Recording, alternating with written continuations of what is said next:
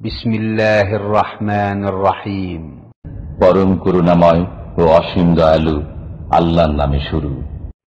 ومن أحسن قولا ممن دعا إلى الله وعمل صالحا وقال إنني من المسلمين.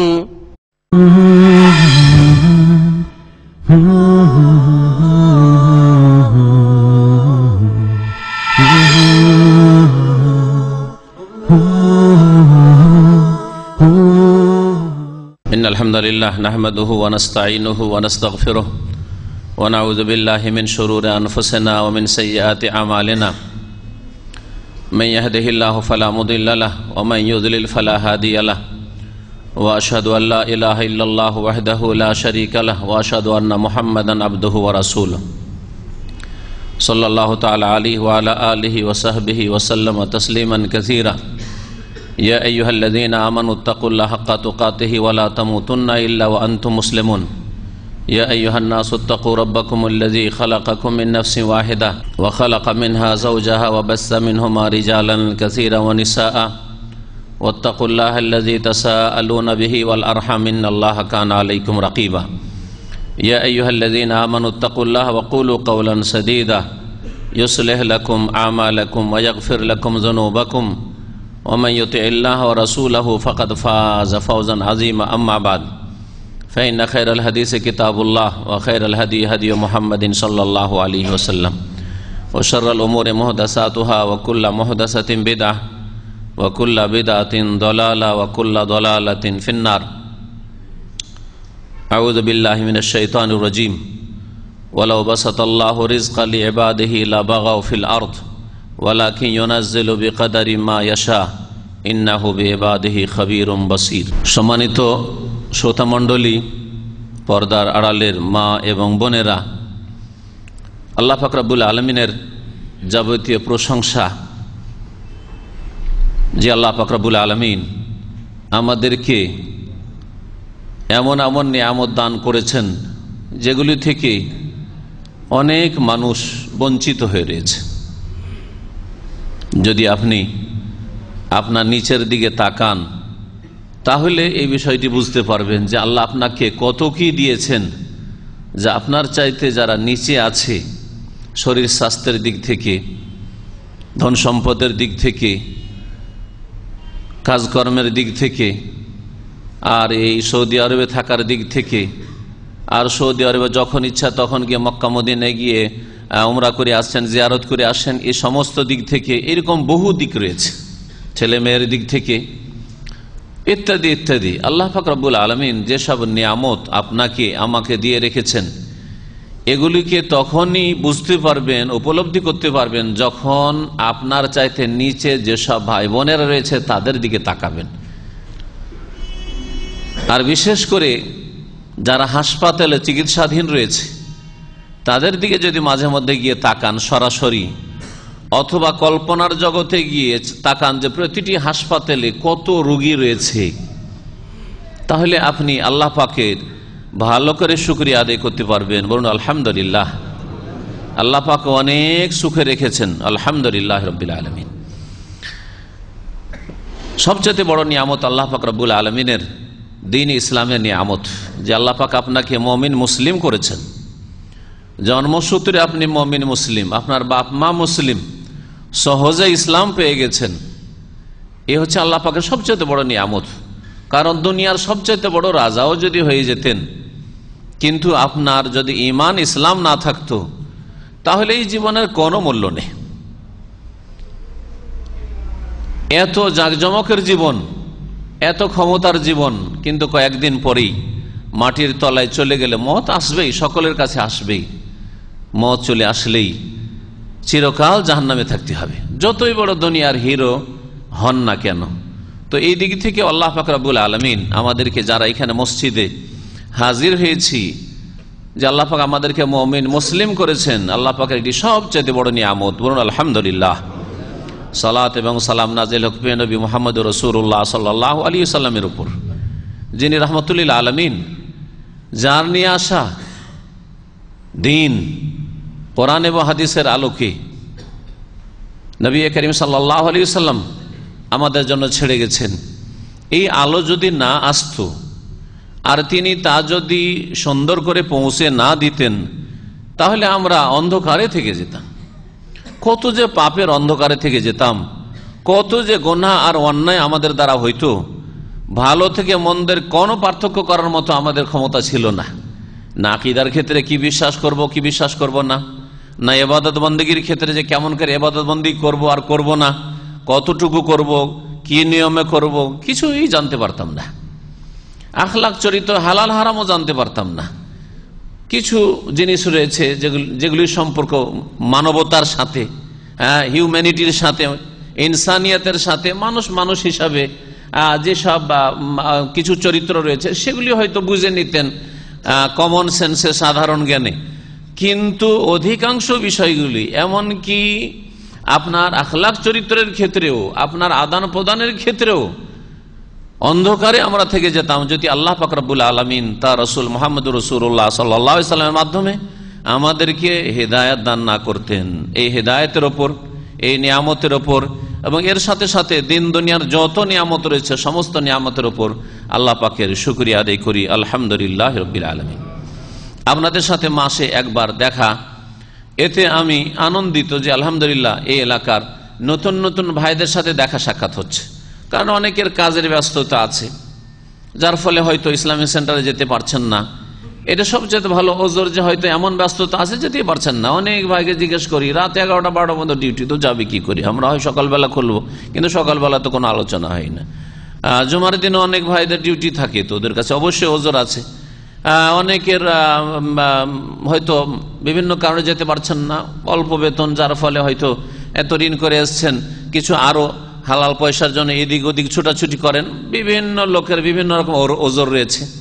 আর কোন ওজোর না থাকে তো ইমানের দুর্বলতা রয়েছে, যার ফলে আমাদের দিন শিখার ক্ষেত্রে আল্লাহ পাকের দিন জানবো, আর জানার পরে আমল করব, আখিরাত যেটা স্থায়ী জগৎ সেখানকার জন্য আমরা সচেষ্ট হব যে ওখানে যাতে করে সুখ হাসিল করতে পারি। এইখানকার সুখ কোনো সুখই নয়, দুনিয়ার শান্তি বা দুনিয়ার সুখ কোনো সুখই না, কয়েকদিনের সুখ আর শান্তি। আর তারপরেই যদি আপনি ইমান হারা হন, ইসলাম হারা হন, আপনি যদি ফরজ অজেবে ত্রুটি রাখেন, হারাম নাজায়েজে লিপ্ত থাকেন, আল্লাহ পাকের নাজিলকৃত দ্বীন সম্পর্কে, জীবন বিধান সম্পর্কে জ্ঞান অর্জন করলেন না, তাহলে অবশ্যই আপনাকে দুনিয়াতে শাস্তি না আসলেও মওতের সাথে সাথে আযাবের শাস্তির সম্মুখীন হইতে হবে, এতে কোনো সন্দেহ নেই। কিন্তু আমরা আখিরাতের বিষয়টি থেকে একেবারে অধিকাংশ মানুষ গাফিল হয়ে রয়েছে, যার ফলে দ্বীনের ক্ষেত্রে নবী করিম সাল্লাল্লাহু আলাইহি ওয়াসাল্লাম বলেছেন, আদ-দ্বীন আন-নাসিহা। সহিহ মুসলিমের হাদিস, আদ-দ্বীন আন-নাসিহা। দ্বীন হচ্ছে মানুষের হিতাকাঙ্ক্ষী হওয়ার নাম। তো কেউ যদি আগ্রহের সাথে দ্বীন শিখতে না আসে, আগ্রহের সাথে আখিরাতমুখী না হয়, আগ্রহের সাথে জান্নাতের দিকে যেতে উৎসাহিত না হয়, তাহলে আমাদের করণীয় হচ্ছে যে তাদের হিতাকাঙ্ক্ষী হয়ে, তাদের দরদি হয়ে, তাদের সার্বিক কল্যাণ কামনার উদ্দেশ্যে তাদের কাছাকাছি এসে কিছু দিনের কথা জানিয়ে দেওয়া। ওয়াযাক্কির ফাইন্না যিকরা তানফাউল মুমিনিন। আল্লাহ পাক কোরআনে কারীমে ইরশাদ করছেন যে এটি নবী করিম সাল্লাল্লাহু আলাইহি সাল্লামকে প্রথম নির্দেশ। আর নবীর নিয়ে আসা যে দিন রয়েছে এবং নবীর যে ডিউটি রয়েছে, কাজ রয়েছে, এই ডিউটিটা যারাই করবে, প্রত্যেক মুসলিমের ফরজে কিফায়া দায়িত্ব যে নবী সাল্লাল্লাহু আলাইহি সাল্লাম যে ডিউটিটা করেছেন, আল্লাহর দিকে ডাকা, আল্লাহর দ্বীনের দিকে ডাকা, জান্নাতের দিকে ডাকা, পাপ থেকে ফিরিয়ে নিয়ে আসা, নেকির দিকে নিয়ে যাওয়া, এই কাজটি হচ্ছে নবী করিম সাল্লাল্লাহু আলাইহি সাল্লামের পেশা। এটাই তার পেশা ছিল। অনেকের অনেক রকমের পেশা রয়েছে, সব দুনিয়ার পেশা, কিন্তু নবী করিম সাল্লাল্লাহু আলাইহি সাল্লামের যেটা পেশা ছিল সেটা ছিল দ্বীনের পেশা, আল্লাহর দিকে আহ্বান করা। এই কাজটি যারাই করবে তাদেরকে এই আয়াতে সম্বোধন করা হয়েছে, ওয়াযাক্কির ফাইন্না যিকরা তানফাউল মুমিনিন। উপদেশ দাও, স্মরণ করিয়ে দাও, মানুষ ভুলে আছে, স্মরণ করিয়ে দাও, তারা গাফিল হয়ে রয়েছে, উদাসীন হয়ে রয়েছে, তারা ঘুমিয়ে রয়েছে, অচেতন হয়ে রয়েছে, একটু সচেতন করে দাও। ওয়াজাক্কির, স্মরণ করিয়ে দাও। ফাইন্না যিকরা তানফাউল মুমিনিন, কারণ স্মরণ করালে, এই স্মরণ করানো যারা মুমিন বান্দা, বিশ্বাসী মানুষ, তাদের কাজে আসে, তারা লাভবান হয়। তাহলে যদি মুমিন হন তাহলে অবশ্যই ভালো কথা আপনার কাজে আসবে। আর যদি মুমিনের বিপরীত আর কিছু, মুশরিক, কাফের, মুনাফিক, আল্লাহ পাকের ইবাদত বন্দেগী না, ওটা কখনো খেয়ালে আসে না, পেটের পূজা ছাড়া কিছুই বুঝেন না, পয়সার পূজা ছাড়া কিছুই বুঝেন না, স্বার্থের পূজা ছাড়া কিছুই বুঝেন না, তাহলে কাজে আসবে না। ওয়াজাক্কির ফাইন্না যিকরা তানফাউল মুমিনিন। এই উদ্দেশ্যে ঘণ্টাখানেক, বেশি নয়, আপনাদের সময় নেব এবং আশা করি এর মাধ্যমে আমাদের ঈমান একটু সতেজ হবে। ঈমানে আমাদের যে মরিচা লেগে যাচ্ছে, এই মরিচা ছাড়াবার জন্য আমরা সকলে চেষ্টা করব। আল্লাহ পাক যেন আমাকে আমার ঈমানের যে মরিচা আছে দূর করার তৌফিক দান করেন। আল্লাহ আপনাদের সকলকে যেন দূর করেন, আর প্রত্যেক মুমিন ভাই বোনকে আল্লাহ পাক যেন তৌফিক দান করেন দূর করার এই মরিচা। কারণ যখন বেশি মরিচা লেগে যায় তখন আর যেই লোহার উপর মরিচা লেগে যায় আর কাজের থাকে না। তো হৃদয়ে অন্তরে মরিচা লেগে যায় দুনিয়ার ফিতনায়। দুনিয়ার অনেক রকমের ফিতনা রয়েছে, দুনিয়ার অনেক রকমের ফিতনা রয়েছে। আজকে একটি ফিতনা নিয়ে আলোচনা করব। আর বর্তমান যুগের সবচেয়ে বড় ফিতনা হচ্ছে এই ফিতনাটি, সেটা হচ্ছে পয়সার ফিতনা, সম্পদের ফিতনা। ফিতনা মানে কি? ফিতনার অনেক অর্থ রয়েছে, ব্যাপক অর্থ রয়েছে। এখানে ফিতনা বলতে যে অর্থ আমার উদ্দেশ্য, আর তাতে সবগুলি মোটামুটি চলে আসবে, সেটা হচ্ছে যে ধন সম্পদের এমন ফিতনা, যেই ফিতনায় লিপ্ত হওয়ার কারণে আপনি ঈমান যে আপনার রয়েছে, এই ঈমান আপনার দুর্বল হয়ে পড়েছে। ঈমান আপনার জন্মসূত্রে ঈমানের দাবি হইলেও, আপনার ইসলামের দাবিও হইলেও, সেই আপনার ঈমানে কোন রকমের জান নাই, প্রাণ নেই, প্রাণহীন মুর্দার মতো ঈমান হয়ে গেছে, মৃত। ঈমানে কোন রকমের জান নেই, আল্লাহর প্রতি ঈমানে কোন রকমের জান নেই, যার ফলে বলছেন আল্লাহ, কিন্তু আল্লাহ বলে ভয়। আল্লাহ পাক রব্বুল আলামিনের কুদরত, ক্ষমতা সম্পর্কে খেয়াল রাখা যে আল্লাহ কত সর্বশক্তিমান, আল্লাহর ক্ষমতার বাইরে যেতে পারবো না। আল্লাহ পাক রব্বুল আলামিনের জ্ঞান, ইলম কত অসীম, যে সব কিছুকেই শামিল, পরিব্যাপ্ত। আল্লাহ পাকের জ্ঞানের বাইরে, চোখের আড়ালেও যেতে পারবো না। আল্লাহ পাক রব্বুল আলামিন সবকিছু জানছেন, শুনছেন এবং সকলকে ধরতে সক্ষম। কেউ তাকে হারিয়ে দিতে পারবে না। কোন শক্তি, সারা দুনিয়ার শক্তি মিলে হারিয়ে দিতে পারবে আল্লাহ পাক রব্বুল আলামিনকে, যে আল্লাহ পাক হেরে গেলেন আর ধরতে পারলেন না, এরকম কোন শক্তি পৃথিবীতে আসেওনি, না কোন নবী রাসূল, আর না কোন ফেরেশতা জিবরাইল মিকাইল, আর না কোন দুনিয়ার কোন ধন সম্পদের শক্তি, না নেতৃত্বের শক্তি, কোন শক্তি নেই। সকলকে আল্লাহ পাক ধরতে সক্ষম। এই যে ঈমান, তারপর আল্লাহ পাক রব্বুল আলামিনের সামনে হিসাব, জবাবদেহি, আখিরাত, পরকাল, সেখানে আল্লাহর সামনে হাজির হইতে হবে এবং পাই পাই করে সবকিছুর হিসাব হবে। এগুলি থেকে গাফিল হয়ে যায়। ঈমানের ক্ষেত্রে ঈমানের যে 6টি স্তম্ভ রয়েছে, খুঁটি রয়েছে, বিশ্বাস, বিশ্বাসের ক্ষেত্রে এমন উদাসীন হয়ে যাওয়া যে নামকে আসতে বিশ্বাস, আমাদের নামকে আসতে আমাদের ঈমান, ইসলাম, এইরকম অবস্থা হয়েছে এই ধন সম্পদের ফিতনার কারণে, ধন সম্পদের আসক্তির কারণে, প্রেমের কারণে। ইবাদত বন্দেগী আল্লাহ পাক যা ফরজ করেছেন, প্রতিদিন 5 ওয়াক্ত নামাজ আল্লাহ পাক ফরজ করেছেন। যে নামাজ পড়ে দিতে পারবে 5 ওয়াক্ত, তাকে যাকাতের কথা সাধারণত বলা লাগবে না, ও নিজেই যাকাত দেওয়া শুরু করবে। যে 5 ওয়াক্ত ফজর সহ জামাতে নামাজ পড়ে দিতে পারবে, তাকে রমজান মাসে রোজার কথা বলা লাগবে না। সাধারণত নামাজি ব্যক্তি অবশ্য রোজাদার হয়ে থাকে, যদি নামাজি হয় তাহলে অবশ্যই রোজাদার হয়ে থাকে। অনেক রোজাদার রোজা রাখে কিন্তু নামাজ পড়ে, নামাজ পড়া ভারী তার জন্য, কিন্তু রোজা রাখে, রমজান মাসে আবার খুব ঠিকঠাক, খুব ভালো। যেই ব্যক্তি 5 ওয়াক্ত নামাজি, ফজরের চিন্তা আছে, এই ভয় আছে যে ফজরের নামাজ না পড়লে আল্লাহ মাফ করবেন না, আর জান্নাত পাবো না, জাহান্নামে যেতে হবে, সেই ব্যক্তি সৌদি আরবে চলে এসছে আর ওকে হজের ওয়াজ করতে হবে, হজের জন্য উৎসাহিত করতে হবে, না না, হাজার হাজার লোক যাচ্ছে, হ্যাঁ, ওমরার গাড়িগুলিতে প্রতি সপ্তাহে কয়েকদিন করে যাচ্ছে, তাই না? মেজরিটি বেনামাজি। কি বলেন, একমত না? জি।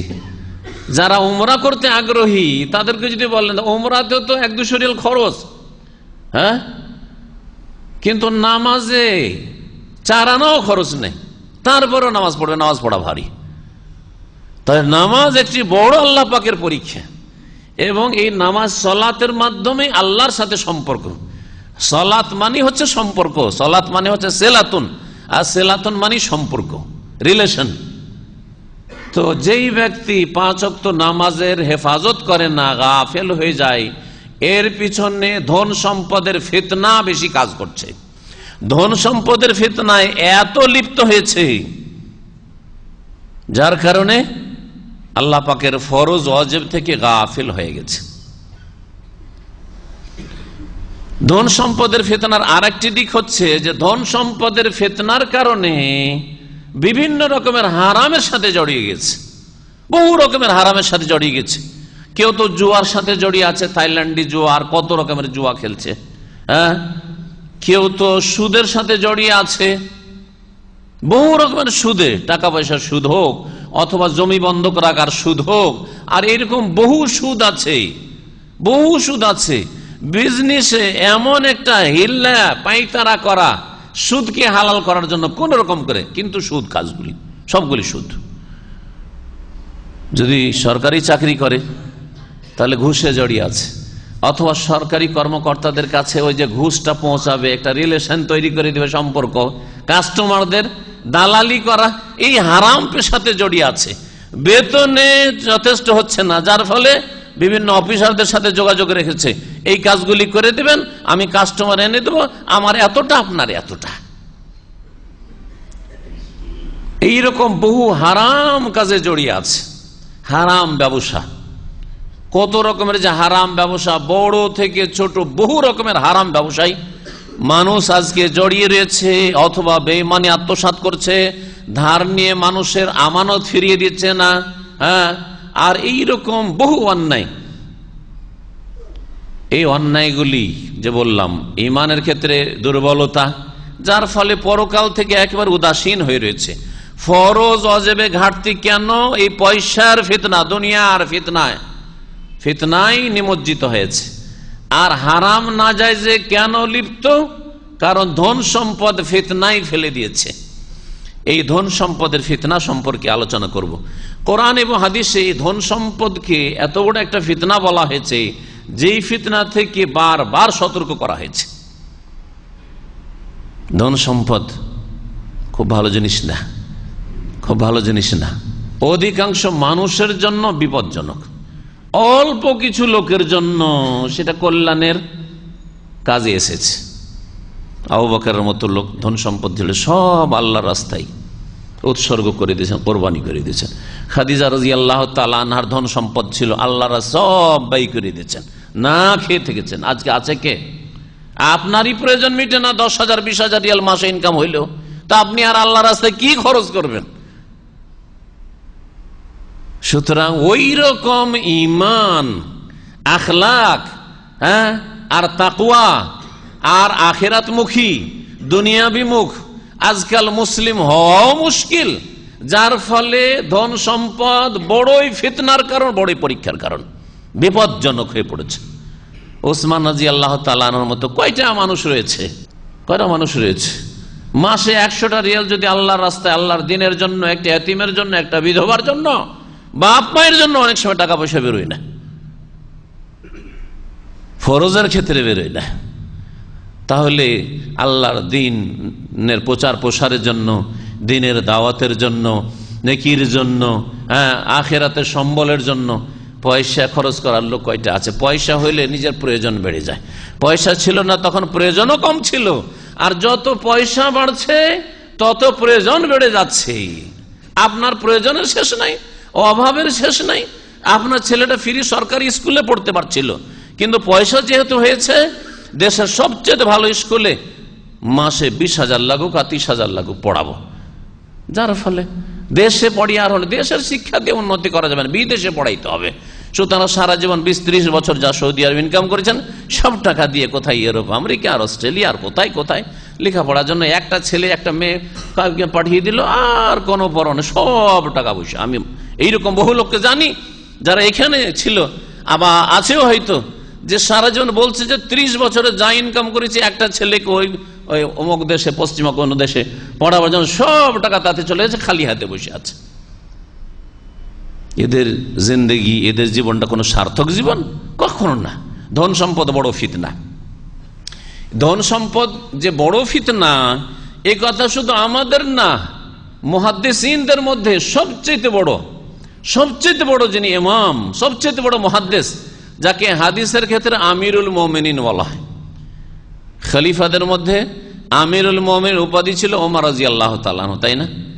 তার আগে প্রথম খলিফা আবু বকর সিদ্দিক রাদিয়াল্লাহু তাআলা আনহু, কিন্তু তখনকার যুগে আমিরুল মুমিনিন পরিভাষাটা আসেনি, তখন তিনি খলিফাতুর রাসূলুল্লাহ লিখতেন। রাসূলুল্লাহ সাল্লাল্লাহু আলাইহি ওয়াসাল্লামের খলিফা মানে হচ্ছে স্থলাভিষিক্ত। নবী সাল্লাল্লাহু আলাইহি ওয়াসাল্লাম দুনিয়া থেকে বিদায় নিয়েছেন, আর তার কাজটা দেশ পরিচালনা, দেশের সেবা, জনগণের সেবা তিনি করে যাচ্ছেন। খলিফাতুর রাসূলুল্লাহ এটা ছিল তার উপাধি, লাকাব। কিন্তু ওমর রাদিয়াল্লাহু তাআলা যখন দ্বিতীয় খলিফা হইলেন, তখন খেলাফতের ক্ষেত্রে, জনগণের সেবার ক্ষেত্রে, খেদমতের ক্ষেত্রে জি আমিরুল মুমিনিন নাম হলো কার? ওমর ফারুক রাদিয়াল্লাহু তাআলা। হাদিসের ক্ষেত্রে আমিরুল মুমিনিন ফিল হাদিস হচ্ছেন ইমাম মুহাম্মদ বিন ইসমাইল বুখারী রাহমাতুল্লাহি আলাইহি, যার হাদিসের কিতাব সকলের কাছে, হানাফি, শাফি, মালিকি, হাম্বলি আমল করুক আর নাই করুক, কিন্তু এই ক্ষেত্রে কমপক্ষে একমত যে যতগুলি হাদিসের কিতাব রয়েছে তার মধ্যে সবচেয়ে সহিহ কিতাব আসাহুল কুতুব বাদা কিতাবিল্লাহি তাআলা সহিহুল বুখারী। আল্লাহর কিতাব কোরআনে কারীমের পরে সবচেয়ে সহিহ বিশুদ্ধ কিতাব পুস্তক হচ্ছে সহিহ আল বুখারী। ইমাম বুখারী রাহমাতুল্লাহ সহিহ। ইমাম বুখারী রাহমাতুল্লাহ আলাইহি এই ধন সম্পদের ফিতনা সম্পর্কে একটি অধ্যায় কায়েম করেছেন, কিতাবুর রিকাক, যে হাদিসগুলির দ্বারা অন্তর নরম হইতে পারে। নবী করিম সাল্লাল্লাহু আলাইহি ওয়াসাল্লাম হাদিস, এই হাদিসের একটা পর্ব রয়েছে কিতাবুর রিকাক, অন্তর নরম করার পর্ব। ওর একটা চ্যাপ্টার অধ্যায় হচ্ছে, ইমাম বুখারী বলছেন বাবু মা ইউত্তাকা মিন ফিতনাতিল মাল। এই অধ্যায় আমি কায়েম করছি যে ধন সম্পদের ফিতনা থেকে বাঁচতে হবে। পয়সার আর জমি জায়গার আর গাড়ি বাড়ির এগুলির ফিতনা থেকে কি করতে হবে? বাঁচতে হবে না। পয়সার পিছনে ছুটলে কখনো দুনিয়াতেও শান্তি পাবেন না, আর আখিরাত তো যাবেই। আখিরাতে ছুটলে বলছি, পয়সা নিজে থেকে চলে আসছে, হালাল উপায়ে গ্রহণ করেন, এটা শরীয়তের হুকুম। আমি বলবো আলোচনাতে ইনশাআল্লাহ, যখন প্রসঙ্গ আসবে আয়াত এবং হাদিসের সাথে বলবো। কিন্তু আপনি পয়সার পিছনে ছুটবেন, পয়সার পিছনে ছোটার পয়সা আসছে গ্রহণ করা, দুটোতে পার্থক্য আছে। পয়সা আসছে আর গ্রহণ করছেন আল্লাহ রাব্বুল আলামিন। এমন নয় যে বাড়িতে বসে আছেন পয়সা চলে আসলো না, আপনি রুজি রোজগারের জন্য বেরিয়েছেন, আর হালাল একটা চাকরি পেয়ে গেলেন, হালাল একটা ব্যবসা আপনি খুলতে পারলেন, আর ব্যবসার মাধ্যমে উন্নতি হইল, অথবা চাকরির মাধ্যমে আপনার উন্নতি হচ্ছে, আর টাকা পয়সা খেয়ে দিয়েও আর দান খেরাত করে আল্লাহর হক আদায় করে জাকাত দিয়েও বাঁচছে, তাহলে পয়সা আসছে, এমনি চলে আসছে। পয়সার পিছনে ছুটা হচ্ছে দিন ইসলামের কোন ফরজ অজেবে ঘাটতি করে বা নষ্ট করে, অথবা হারাম নাজায়েজে লিপ্ত হয়ে গুনাহ পাপ করে ধন সম্পদ অর্জন করা, ধন সম্পদ উপার্জন করা, এটা হচ্ছে পয়সার পিছনে ছোটা। পয়সার পিছনে ছুটতে গিয়ে জামাত ছুটে যায়, পয়সার পিছনে ছুটতে গিয়ে রাত্রে 12টা 1টা 2টায় ঘুমান, যার ফলে কখনো ফজর পড়া সম্ভব হয় না। পয়সার পিছনে ছুটতে গিয়ে 5টা 10টা রিয়ালের জন্য নামাজের সময় গাড়ি ধোয়া, এই সময়টা গাড়ি ধুই কারণ জাওয়াজা ধরবে না এই সময়, কারণ ওরা নিজেরা ব্যস্ত, এখন নামাজ টামাজে ব্যস্ত, শুধু এই সময়টা ধরবে না। পয়সা ইনকাম করতে গিয়ে গাড়ির চাকা ঘুরলেই তো পয়সা, আর আল্লাহ পরীক্ষায় ফেললো যেমনই আজান একামতটা হইতে যাচ্ছে ওই সময় ট্যাক্সি চালান, এখানে লেমুজিন বলে ট্যাক্সি ড্রাইভার, ওই সময় একটা কাস্টমার পেয়ে যাচ্ছেন। পরীক্ষা আপনার জন্য, পরীক্ষা যে এখন নামাজকে 1 নম্বর রাখছেন না এই কাস্টমার ধরাটাকে 1 নম্বর রাখছেন। বিশেষ করে যদি একটা এয়ারপোর্টের প্যাসেঞ্জার, আরে 70-80 টাকা পেয়ে যাব, হ্যাঁ, অথবা এখান থেকে একটু দূরে আর একটু দূরে, অথবা একটা ওই রকম বিদেশি ভালো কাস্টমার পেয়ে গেছি, অথবা যা পয়সাওয়ালা কাস্টমার পেয়ে গেছি, 2-4 ঘন্টা আমাকে নিয়ে ঘুরবে, না নাই কাস্টমার ছাড়া যাবে না, বড় পরীক্ষা। তো যারা ফরজ অজবে ঘাটতি করে দিল অথবা হারাম নাজায়েজে লিপ্ত হইল, নামাজের সময় যারা কাজকর্ম করলো হারাম নাজায়েজে লিপ্ত হলো, ফরজে ত্রুটি করলো, ফরজ নষ্ট করলো, তারপরে নিজের ঈমানকে দুর্বল করলো, নিজেই দুর্বল করে দিল, এরা পয়সার পিছনে ছুটে, এদেরকে নবী করিম সাল্লাল্লাহু আলাইহি সাল্লাম আব্দুদ দিনার আব্দুদ দিরহাম বলেছেন। পয়সার বান্দা আল্লাহর বান্দা নয়, পয়সার গোলাম, পয়সার গোলাম, দুনিয়ার গোলাম, এদেরকে বলেছেন নবী করিম সাল্লাল্লাহু আলাইহি ওয়াসাল্লাম। হাদিস সহিহ বুখারীতে এই অধ্যায়ে 2-3টা হাদিসের একটি হাদিস এটি।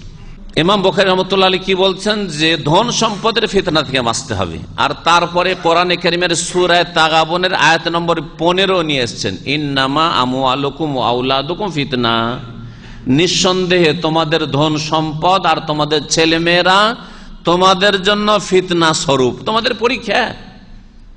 পরীক্ষা দেখেন, পরীক্ষায় পড়ছেন আপনি, ছেলে মেয়েদেরকে বেশি ভালো খাওয়াবেন, বেশি সুখে রাখবেন, সেই জন্য আপনি হারামে লিপ্ত হচ্ছেন। কেন হারাম করছেন? আপনার পেটের 250 গ্রাম খাবার জন্য? দিনে আর কয় টাকার খাবেন আপনি? 10-15 রিয়াল হইলেই যথেষ্ট হয়ে যায়, দিনের খাবার হয়ে যায়।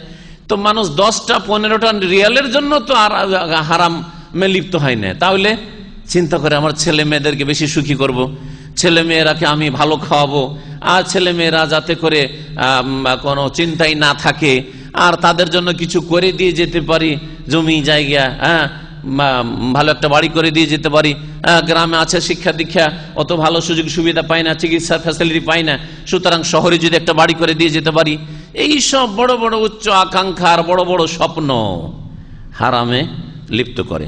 ইমাম বুখারী রাহমাতুল্লাহ আলাইহি সূরা তাগাবুনের আয়াত পেশ করেছেন এখানে যে নিঃসন্দেহে তোমাদের ধন সম্পদ আর তোমাদের ছেলে মেয়েরা ফিতনার কারণ, তোমাদের পরীক্ষা রয়েছে, ছেলে মেয়েদের কারণেই পরীক্ষায় ফেল, অধিকাংশ লোক ফেল, অল্পই পাশ করতে পারে।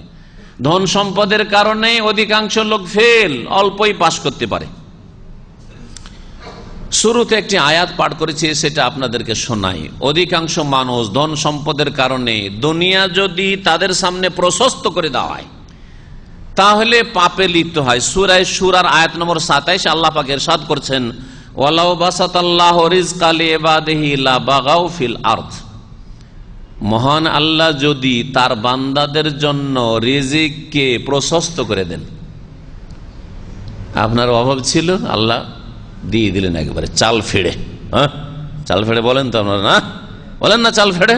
জি, আল্লাহ পাক দিয়ে দিলেন বেশি করে। ওয়ালা বাসাতাল্লাহু রিজকা লিইবাদিহি, আল্লাহ যদি বান্দাকে তাদের রিজিক প্রশস্ত করে দেন তাহলে কি করে বান্দারা? অধিকাংশ, এখানে বান্দা বলতে মানব জাতিকে বোঝানো হয়েছে, যে কোনো মানুষকে বোঝানো, সৎ অসৎ সকলকে বোঝানো হয়েছে। কারণ ব্যাপক অর্থে আল্লাহ পাকের সকলে বান্দা, আল্লাহর বন্দেগী স্বীকার করুক আর নাই করুক, যেহেতু আল্লাহ পাক সৃষ্টি করেছেন আর সৃষ্টিগত দিক থেকে যেমন ভাবে আল্লাহ সৃষ্টি করেছেন তেমনই তাকে চলতে হচ্ছে, সেই জন্য কাফেরও এই অর্থে আল্লাহর বান্দা। হ্যাঁ, সোজা হয়ে চলতে হবে, ঠিক না? মানুষের মাথা উপর দিকে থাকবে, পা নিচে থাকবে, ঠিক কিনা? আল্লাহ মানুষকে এরকম করে সৃষ্টি করেছেন, এটা হচ্ছে আল্লাহ পাকের সৃষ্টিগত বিধান। শুধু মুসলিমরা এরকম চলে না, অমুসলিম এরকম করে চলে, অমুসলিম এরকম করে চলে। সৎ লোকই শুধু এদের সোজা এরকম করে চলে, আর নাকি সকলে অসৎ লোকও চলে? সবাই একই রকম চলে, তাই না? হাতে সবাই ধরে, হ্যাঁ, মুখে সবাই কথা বলে, তাই না? কানে সবাই শুনে, চোখে সবাই দেখে, সৎ অসৎ কাফের মুসলিম সবাই, তাই না? তো এই অর্থে আল্লাহ পাক রব্বুল আলামিনের সকলে বান্দা। দেখেন পক্ষান্তরে আল্লাহ পাক কত শ্রেষ্ঠত্ব দান করেছেন, কত সম্মানিত করেছেন মানুষকে। মানুষ মাথা ছেড়ে মাথা উঠিয়ে চলে, পক্ষান্তরে গরু ছাগল দেখেন তো, আপনাকে যদি আপনার চেহারাটাকে গরু ছাগলের মতো করে দাও, নিচের দিকে মুখ করে এইরকম করে মুখটা যদি চলাফেরা করতেন, কত খারাপ লাগতো, কত বেশি লাগতো, সুন্দর লাগতো? কখনো সুন্দর লাগতো না। দেখেন তো বাঁদরকে সুন্দর লাগে? কখনো সুন্দর লাগে না। কখনো চিন্তা করেছেন যে আল্লাহ কত সম্মান দিয়েছেন আমাদেরকে? দুনিয়ার যত মাখলুক দেখেন, মিলিয়ে দেখবেন আপনি, যত মাখলুক আপনি যদি সচক্ষে না দেখতে পারেন, আজকাল বিভিন্ন এতে যে প্রচার মাধ্যমগুলিতে ছবিগুলি আছে, দুনিয়ার যত মাখলুক, জলে হোক আর স্থলে হোক, হ্যাঁ, যেই কোনো জায়গার মাখলুক দেখেন, মানুষের যাতে সুন্দর মাখলুক কোথাও খুঁজে পাবেন না। তার আল্লাহ পাক যেভাবে সৃষ্টি করেছেন সেইভাবেই মানুষ চলাফেরা করে, কাজকর্ম করে। কিন্তু হ্যাঁ, যখন স্বাধীনতা দিল আল্লাহ পাক যেসব কাজগুলিতে, অর্থাৎ স্বাধীনভাবে ঈমান নিয়ে আসো, ঈমান নিয়ে আসবে না অস্বীকার করবে? অস্বীকার, অধিকাংশ লোক অস্বীকার। আল্লাহ মানি না, পরকাল মানি না, হ্যাঁ, এক আল্লাহর ইবাদত করবে না, বহুত বলছে, বহু মুশরিক। হ্যাঁ, কেউ বলছে যে আমরা দুর্গা পূজা করব, কেউ বলছে দুর্গা পূজা করব, মেজরিটি ওইদিকে। যখন আল্লাহ বলছেন নামাজ পড়বে না, স্বাধীন, বাধ্য করে নামাজ পড়াবো না, আমি নামাজ পড়তে হুকুম করলাম, এটা আমার হুকুম, এখন তোমার ইচ্ছা, তোমার গায়ে শক্তি আছে নামাজ পড়ারও আর না পড়ারও শক্তি আছে, কোনটা করবে? অধিকাংশ বলছেন না, নামাজ পড়বো না। মুখে বলুক আর নাই বলুক, হয়তো অনেক মুসলিম মুখে বলে না ভুল করছি, কিন্তু পড়ে না, তো কি তার অবস্থা বলছে যে নামাজ আমি পড়বো না, নামাজ না পড়েই জীবন যাপন করবো আমি, ঠিক না? এইরকম ভাবে যে কোনো ঈমান ইসলামের আমলের ক্ষেত্রে দেখেন, মেজরিটি দেখবেন পাপের দিকে আছে, অধিকাংশ লোক পাপের দিকে আছে। আল্লাহ পাক কোরআনে কারীমে বিষয়টিকে বহু আয়াতে উল্লেখ করেছেন। তো আল্লাহ পাক কি বলছেন? ওয়ালা বাসাতাল্লাহু রিজকা লিইবাদি, আল্লাহ যদি তার সৃষ্টি বান্দাদের জন্য, মানব জাতির জন্য রিজিককে প্রশস্ত করেন, অভাব ছিল, অভাব দূর হয়ে গেছে, চাকরি ছিল না, এখন বিদেশে এসে একটা ভালো চাকরি করছেন, 700 টাকা বেতনের জায়গায় এখন 2000 3000 পাচ্ছেন, বেশি আল্লাহ যখন পয়সা দিয়ে দেয়, তখন অধিকাংশ মানুষ কি করে? লা বাগাউ ফিল আরদ, অবশ্যই তারা পৃথিবীতে সীমা লঙ্ঘন করে, বাড়াবাড়ি করে, তখন পাপ করা শুরু করে। বিছানায় পড়ে থাকলে জ্বরে আপনি ছটপট করছেন, সর্দি কাশিতে আপনি ঘুম আসছে না রাত্রে, পাপ করার কথা চিন্তা করারই ফুরসত নেই, হ্যাঁ, তাই না? জি। তারপরে আরো হার্টের রোগী, যে কোনো সময় মত আসতে পারে, সুগার লো হয়ে গেছে অথবা হাই হয়ে গেছে, যে কোনো সময় মত আসতে পারে, সুবহানাল্লাহ, এইসব অবস্থায় পাপ হবে না। কিন্তু যখন রিজিক মানে শুধু পয়সাই নয়, যদিও পয়সা একটি বড় রিজিক, কিন্তু রিজিক মানে আপনার দুনিয়াতে যতগুলি নিয়ামত রয়েছে, আল্লাহ যখন মানুষকে নিয়ামতগুলি বেশি বেশি করে দেন, প্রশস্ত করে দেন নিয়ামতের দ্বার, তখন অধিকাংশ মানুষ কি করে? লা বাগাউ ফিল আরদ, পৃথিবীতে বিপর্যয় সৃষ্টি করে, সীমালঙ্ঘন করে, বাড়াবাড়ি করে, পাপে লিপ্ত হয়ে যায়। আল্লাহ পাকের নিয়ামতকে আল্লাহকে রাজি করার কাজে লাগায় না, আল্লাহকে নারাজ করে আল্লাহর নিয়ামত দিয়ে, আল্লাহর দাম দিয়ে আল্লাহকে নারাজ, কত বড় অপরাধ! হ্যাঁ, আপনার বাবার জমি ভাগে পেয়েছেন, মায়ের জমি ভাগে পেয়েছেন, তা দিয়ে যদি আর বাপ মায়ের উপর জুলুম করেন, তো কত বড় জালেম আপনি! কমন সেন্স এই কথা বুঝতে পারছেন? আরে আপনার ইনকাম করা পয়সা দিয়ে যদি আপনি বান্দরামি করতেন আর বাপ মায়ের সাথে আপনি খারাপ আচরণ করতেন, তাও বলতেন আমার ইনকাম করা পয়সা, কিন্তু আপনার বাপের ধন সম্পদ ভাগে পেয়েছেন, টাকা পয়সা হোক অথবা জমি জায়গা হোক অথবা বাড়ি হোক, আর তারপরে সেই বাপের ধন সম্পদ নিয়ে বাপের বাবার জুলুম, মায়ের উপর জুলুম, তাহলে আপনার মতো বড় অপরাধী আর কি আছে?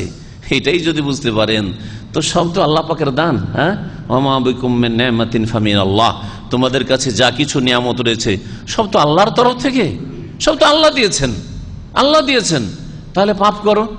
সৌন্দর্য, নারী হোক আর পুরুষ হোক, আল্লাহ পাক সৌন্দর্য দিয়েছেন, বিশেষ করে নারীদের ক্ষেত্রে বলবো, কাউকে সুন্দরী করেছেন পাপ করার জন্য, এটা আল্লাহর নিয়ামত, আল্লাহর শুকরিয়া আদায় করা উচিত যে আমাকে অনেকের চাইতে সুন্দরী করেছে, অথবা একজন ভাই আমাকে অনেকের চাইতে স্মার্ট করেছে, সুন্দর করেছে, আমাকে অনেকের চাইতে ফর্সা করেছে, আমাকে অনেকের চাইতে লম্বা করেছে, আমাকে অনেকের চাইতে বিদ্যা বুদ্ধি বেশি দিয়েছে, আমাকে আল্লাহ পাকের অনেকের চাইতে অনেক নিয়ামত বেশি দিয়েছে, যেগুলো অনেকের কাছে নেই।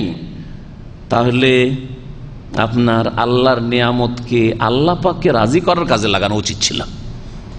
যদি আপনি সাধারণ জ্ঞান দিয়ে যদি আপনি জেনারেল নলেজ দিয়ে যদি আপনি ডিসাইড করতেন তাহলেই বুঝতে পারতেন যে আপনার এই নিয়ামতগুলি আপনার বাবার না, আল্লাহর দান, ফামিন আল্লাহ, আল্লাহর তরফ থেকে এসছে। তো আল্লাহকে কি করে নারাজ করছেন আপনি বলেন তো? আপনার ঘুমটা আসছে, আর একজন মানুষের ঘুম আসে না, ঘুমের ট্যাবলেট খেয়ে ঘুম আসে না, তো এটা আল্লাহর নিয়ামত না? সেজন্য আল্লাহর নিয়ামত আরামে বিছানায় যেতে চট করে ঘুম চলে আসে, আলহামদুলিল্লাহ বলুন। যে কোনো টেনশন নেই, পেরেশানি নেই, দুশ্চিন্তা নেই, কাজকর্ম করে বিছানায় গেলে 10-15 মিনিটের মধ্যে ঘুম চলে আসে। কত বড় নিয়ামত এটি! এই নিয়ামত নিয়ে চিন্তা করেন। তাহলে এই নিয়ামতটাকে আপনি আল্লাহকে নারাজ করার কাজে লাগাবেন, ফজরের নামাজের সময় শুয়ে থাকবেন? এটা আপনার মানবতা? এটাই আপনার হিউম্যানিটি? এটাই আপনার ইসলাম? এটাই আপনার আল্লাহ পরকালের প্রতি ঈমান? এটাই আপনার বিবেক বিবেচনা? আল্লাহ পাক যেন বোঝার তৌফিক দান করে। এইটুকু বুঝতে বলছি আপনাদেরকে। আল্লাহ পাক বলেছেন আল্লাহ বাসাতাল্লাহু রিজকা লিইবাদিহি লাবাগা ফিল আরদ, মানুষের জন্য আল্লাহ যদি তাদের রিজিকে প্রশস্ত করে দেন, তো মানুষের এত খারাপ স্বভাব যে অধিকাংশ মানুষ লাবাগা ফিল আরদ, পৃথিবীতে ফিতনা ফাসাদ সৃষ্টি করে আর পাপ করা শুরু করে, অন্যায় কাজ করা শুরু করে। এই জন্য আল্লাহ রাব্বুল আলামিন জানেন যে কাউকে কতটা দিতে হবে। তারপর আল্লাহ পাক কাউকে বেশি দিয়ে পরীক্ষা করেন, আবার কাউকে না দিয়ে পরীক্ষা করেন, কম দিয়ে পরীক্ষা করেন, কাউকে সংকটে ফেলে অভাব দিয়ে পরীক্ষা করেন, আর কাউকে আল্লাহ রাব্বুল আলামিন ধন সম্পদ দিয়ে পরীক্ষা করেন। দুই পরীক্ষার মধ্যে কোনটা জটিল পরীক্ষা আপনারা বলবেন? একজনকে বেশি পয়সা দিয়ে আল্লাহ পরীক্ষা করেছেন, আর একজনের অভাব ছুটে না, আরে মাসের খরচ জুটে না, আর অসুখ ছাড়ে না, প্রতি মাসে কয়েকশো রিয়াল শুধু হাসপাতালে দিয়ে আসতে হয়। তাহলে কার পরীক্ষাটা বেশি জটিল? যার পয়সা বেশি তার পরীক্ষা বেশি জটিল। কারণ অভাবের সময় অধিকাংশ মানুষ আল্লাহকে ডাকার চেষ্টা করে। যদি আল্লাহর প্রতি ঈমান থাকে, দুর্বল ঈমান থাকলেও যখন বালা মুসিবতে পড়ে তখন সোজা হয় খানিকটা, হয় না?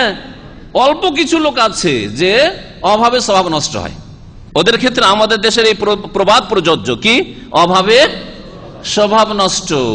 কাদাল ফাকরু আইয়াকুনা কুফরা, নবী সাল্লাল্লাহু আলাইহি ওয়াসাল্লাম হাদিস রয়েছে যে অনেক সময় দারিদ্র, অভাব কি করে? কুফরিতে মানুষকে পৌঁছে দেয়। আল্লাহর অসন্তুষ্ট, আল্লাহ তুমি আমাকে পেয়েছিলে এত বালা মুসিবত, আর আমি খেতে পাই না, আমার ছেলে মেয়ে খেতে পাই না, আমাকে রিক্সা চালিয়ে খেতে হবে, আমাকে এত কষ্ট করতে হবে, এতদিন ধরে এসছি বেতন পাই না, এই পাই না, এ অভিযোগ করে কুফরি করে আল্লাহ পাকের নিয়ামতের শুকরিয়া আদায়। ওর চাইতে নিচে দেখেন, আরে তুমি বেতন পাও না, তারপর তো আলহামদুলিল্লাহ চলাফেরা করছো আর সুস্থ আছো, যাও তো হাসপাতাল গিয়ে এখানে সেন্ট্রাল হসপিটাল দিকে দেখে আসো তো কি অবস্থা। ভিতরে যদি নাও যান, শুধু গেটে আপনি দাঁড়িয়ে যান, দাঁড়িয়ে গিয়ে 1 ঘন্টা আধা ঘন্টা দাঁড়িয়ে থাকবেন, কতগুলি অ্যাক্সিডেন্টের হাত পা ভাঙা আর মুমূর্ষ অবস্থায়, আর কত যে ক্ষত বিক্ষত হয়ে পেশেন্ট যে ঢুকছে, আর কত রকমের, ওইটুকু দেখে চলে আসেন। শুধু বেশি দেখতে বলবো না, কারণ মাঝে মাঝে ওখানে যখন খুব জাম থাকে তখন আমি ওইদিকে তাকাইতে থাকি। ওই 1 মিনিটের মধ্যে 2 মিনিটের মধ্যে সুবহানাল্লাহ কয়েকটা একবারে সিরিয়াস পেশেন্ট ঢুকছে। এখান থেকে শিখার রয়েছে আলহামদুলিল্লাহ। আরে আমি আল্লাহ গাড়ি চালাতে পারছি, আমি চলতে পারছি, আমি এখানে আলহামদুলিল্লাহ জামের মধ্যে আছি, অনেক ভালো আছি হাসপাতালে যারা আছে তাদের চাইতে। হাসপাতালের দিকে তাকাবেন আর একটু আল্লাহ পাকের শুকরিয়া আদায় করবেন। তো আল্লাহ রাব্বুল আলামিন পরীক্ষা করেন বেশি ধন সম্পদ দিয়েও আর অভাব দিয়েও, কিন্তু অভাব দিয়ে পরীক্ষা এটা হালকা পরীক্ষা, আর ধন সম্পদ দিয়ে পরীক্ষা এটা বেশি বড় পরীক্ষা, এটা বড় ফিতনা। দুনিয়া পেয়ে যদি সন্তুষ্ট হয়ে যান তাহলে কখনো জান্নাত পাওয়া যাবে না। এই মর্মে সূরা ইউনূসের আয়াত নম্বর 7-8 শোনায় আল্লাহ পাক ইরশাদ করছেন, ইন্নাল্লাযীনা লা ইয়ারজুনা লিকাআনা ওয়া রাদু বিল হায়াতিদ দুনিয়া, নিঃসন্দেহে যারা আমার সাথে সাক্ষাতের আশাবাদী নয়, আল্লাহর সাথে মোলাকাত করতে হবে, আল্লাহর সামনে হাজির হইতে হবে, এই কথার ধ্যান ধারণা নেই, ওই কথার চিন্তা নেই, ওটা আপনার মাথার ব্যথা কোনোদিন নয়, কোনোদিন চিন্তা করেন না। এইরকম যদি হয়, ওয়ারাযু বিল হায়াতিদ দুনিয়া, আর দুনিয়ায় যা পেয়েছেন এই পার্থিব জগতে তাতেই যদি আপনি সন্তুষ্ট হয়ে যান যে খুব আমোদ ফুর্তিতে আছি, কোনো চিন্তা না, আমোদ ফুর্তিতে আছি, ওয়াতমান্নু বিহা, আর সেখানে যেন শান্তি পেয়ে গেছেন আপনি ধন সম্পদ পেয়ে, ওয়াল্লাযীনা হুম আন আয়াতিনা গাফিলুন, আর আল্লাহ পাকের বিধান থেকে, দ্বীন ইসলাম থেকে, কোরআন এবং হাদিসের আদেশ নিষেধ থেকে আপনি উদাসীন হয়ে রয়েছেন, গাফিল হয়ে রয়েছেন। 3টি খারাপ চরিত্র, একটা হচ্ছে আল্লাহর সাথে সাক্ষাৎ করতে হবে এই ধ্যান ধারণা আপনার নেই। 2 নম্বর হচ্ছে যে দুনিয়া পেয়েই খুশি আপনি, আর দুনিয়াতেই আপনি মনে করছেন যা পেয়েছি যথেষ্ট পেয়েছি, এতেই খুব আমোদ ফুর্তিতে আছেন, আর আল্লাহ পাকের আয়াত থেকে গাফিল হয়ে রয়েছেন, ফরজ নামাজ থেকে গাফিল হয়ে রয়েছেন, হারাম থেকে বাঁচতে হবে, বাঁচা ফরজ না, গাফিল হয়ে ইচ্ছা মতো হারাম দেখছেন, হারাম করছেন, হারাম খাচ্ছেন, হারাম শুনছেন, হ্যাঁ হারামে চলছেন, আপনি একটু আপনাকে ভয় লাগে না, এইরকম যদি হয়, উলাইকা মাওয়াহুমুন নার, এদেরই বাসস্থান হচ্ছে জাহান্নামের আগুন। জাহান্নামের আগুনে এদেরই বাসস্থান। ভালো করে মনে রাখবে, বিমা কানু ইয়াকসিবুন, আল্লাহ পাক জুলুম করবে না তাদের কৃতকর্মের কারণে, তাদের পাপের কারণে জাহান্নামে যেতে হবে। যারা দুনিয়া শুধু দুনিয়া করে আর আখিরাত করে না, দুনিয়া আখিরাত এক নম্বরে আখিরাত রেখে, আর আখিরাত এক নম্বরে রাখা মানে আপনার দিনের কাজগুলিকে এক নম্বরে রেখে, এটা আমার এক নম্বরে, 2 নম্বরে আমার রুজি রোজগার দুনিয়া শরীর স্বাস্থ্য 2 নম্বরে, আর আপনার হচ্ছে 1 নম্বরে কি, হ্যাঁ দুনিয়া।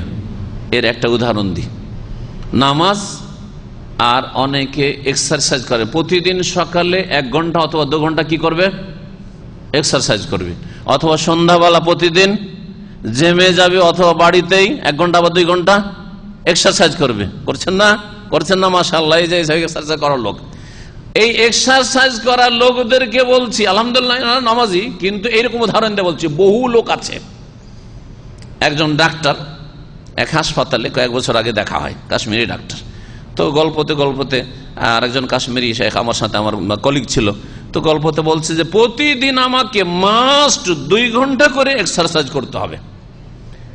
এখন এই রকম লোক যে ফরজ করে নিয়েছে, এটা আল্লাহ ফরজ করেছেন, রসুল ফরজ করেছেন, হ্যাঁ আপনার বাপ মা ফরজ করেছেন যে তোকে 2 ঘন্টা এক্সারসাইজ করতে হবে, বাপ মা ফরজ করেছেন? কে ফরজ করেছে? আপনি নিজেই ফরজ করেছেন, ঠিক না? যে 2 ঘন্টা এক্সারসাইজ, আমি নিষেধ করছি না যে করিয়েন না, কিন্তু 2 ঘন্টা এক্সারসাইজ করবেন, এটা আপনার দিন না দুনিয়া? দুনিয়া। আর ফজরের নামাজ পড়তে কতক্ষণ লাগে? নামাজ পড়তে কতক্ষণ লাগে?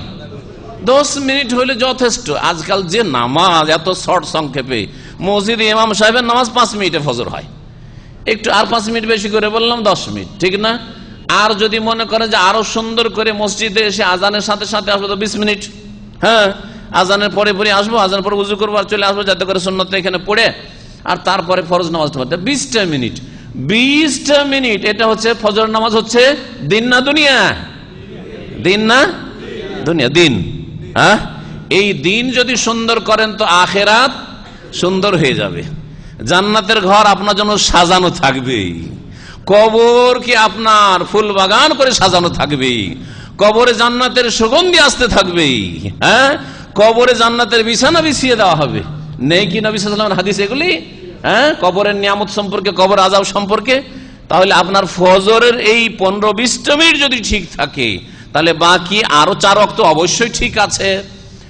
হ্যাঁ, আর তারপরে দুনিয়ার এক্সারসাইজ যদি আপনি লম্বা ঠিক রাখেন, আল্লাহ কখনো জিজ্ঞেস করবেন না যে তুই কেন এক্সারসাইজ করেছিস, ঠিক আছে?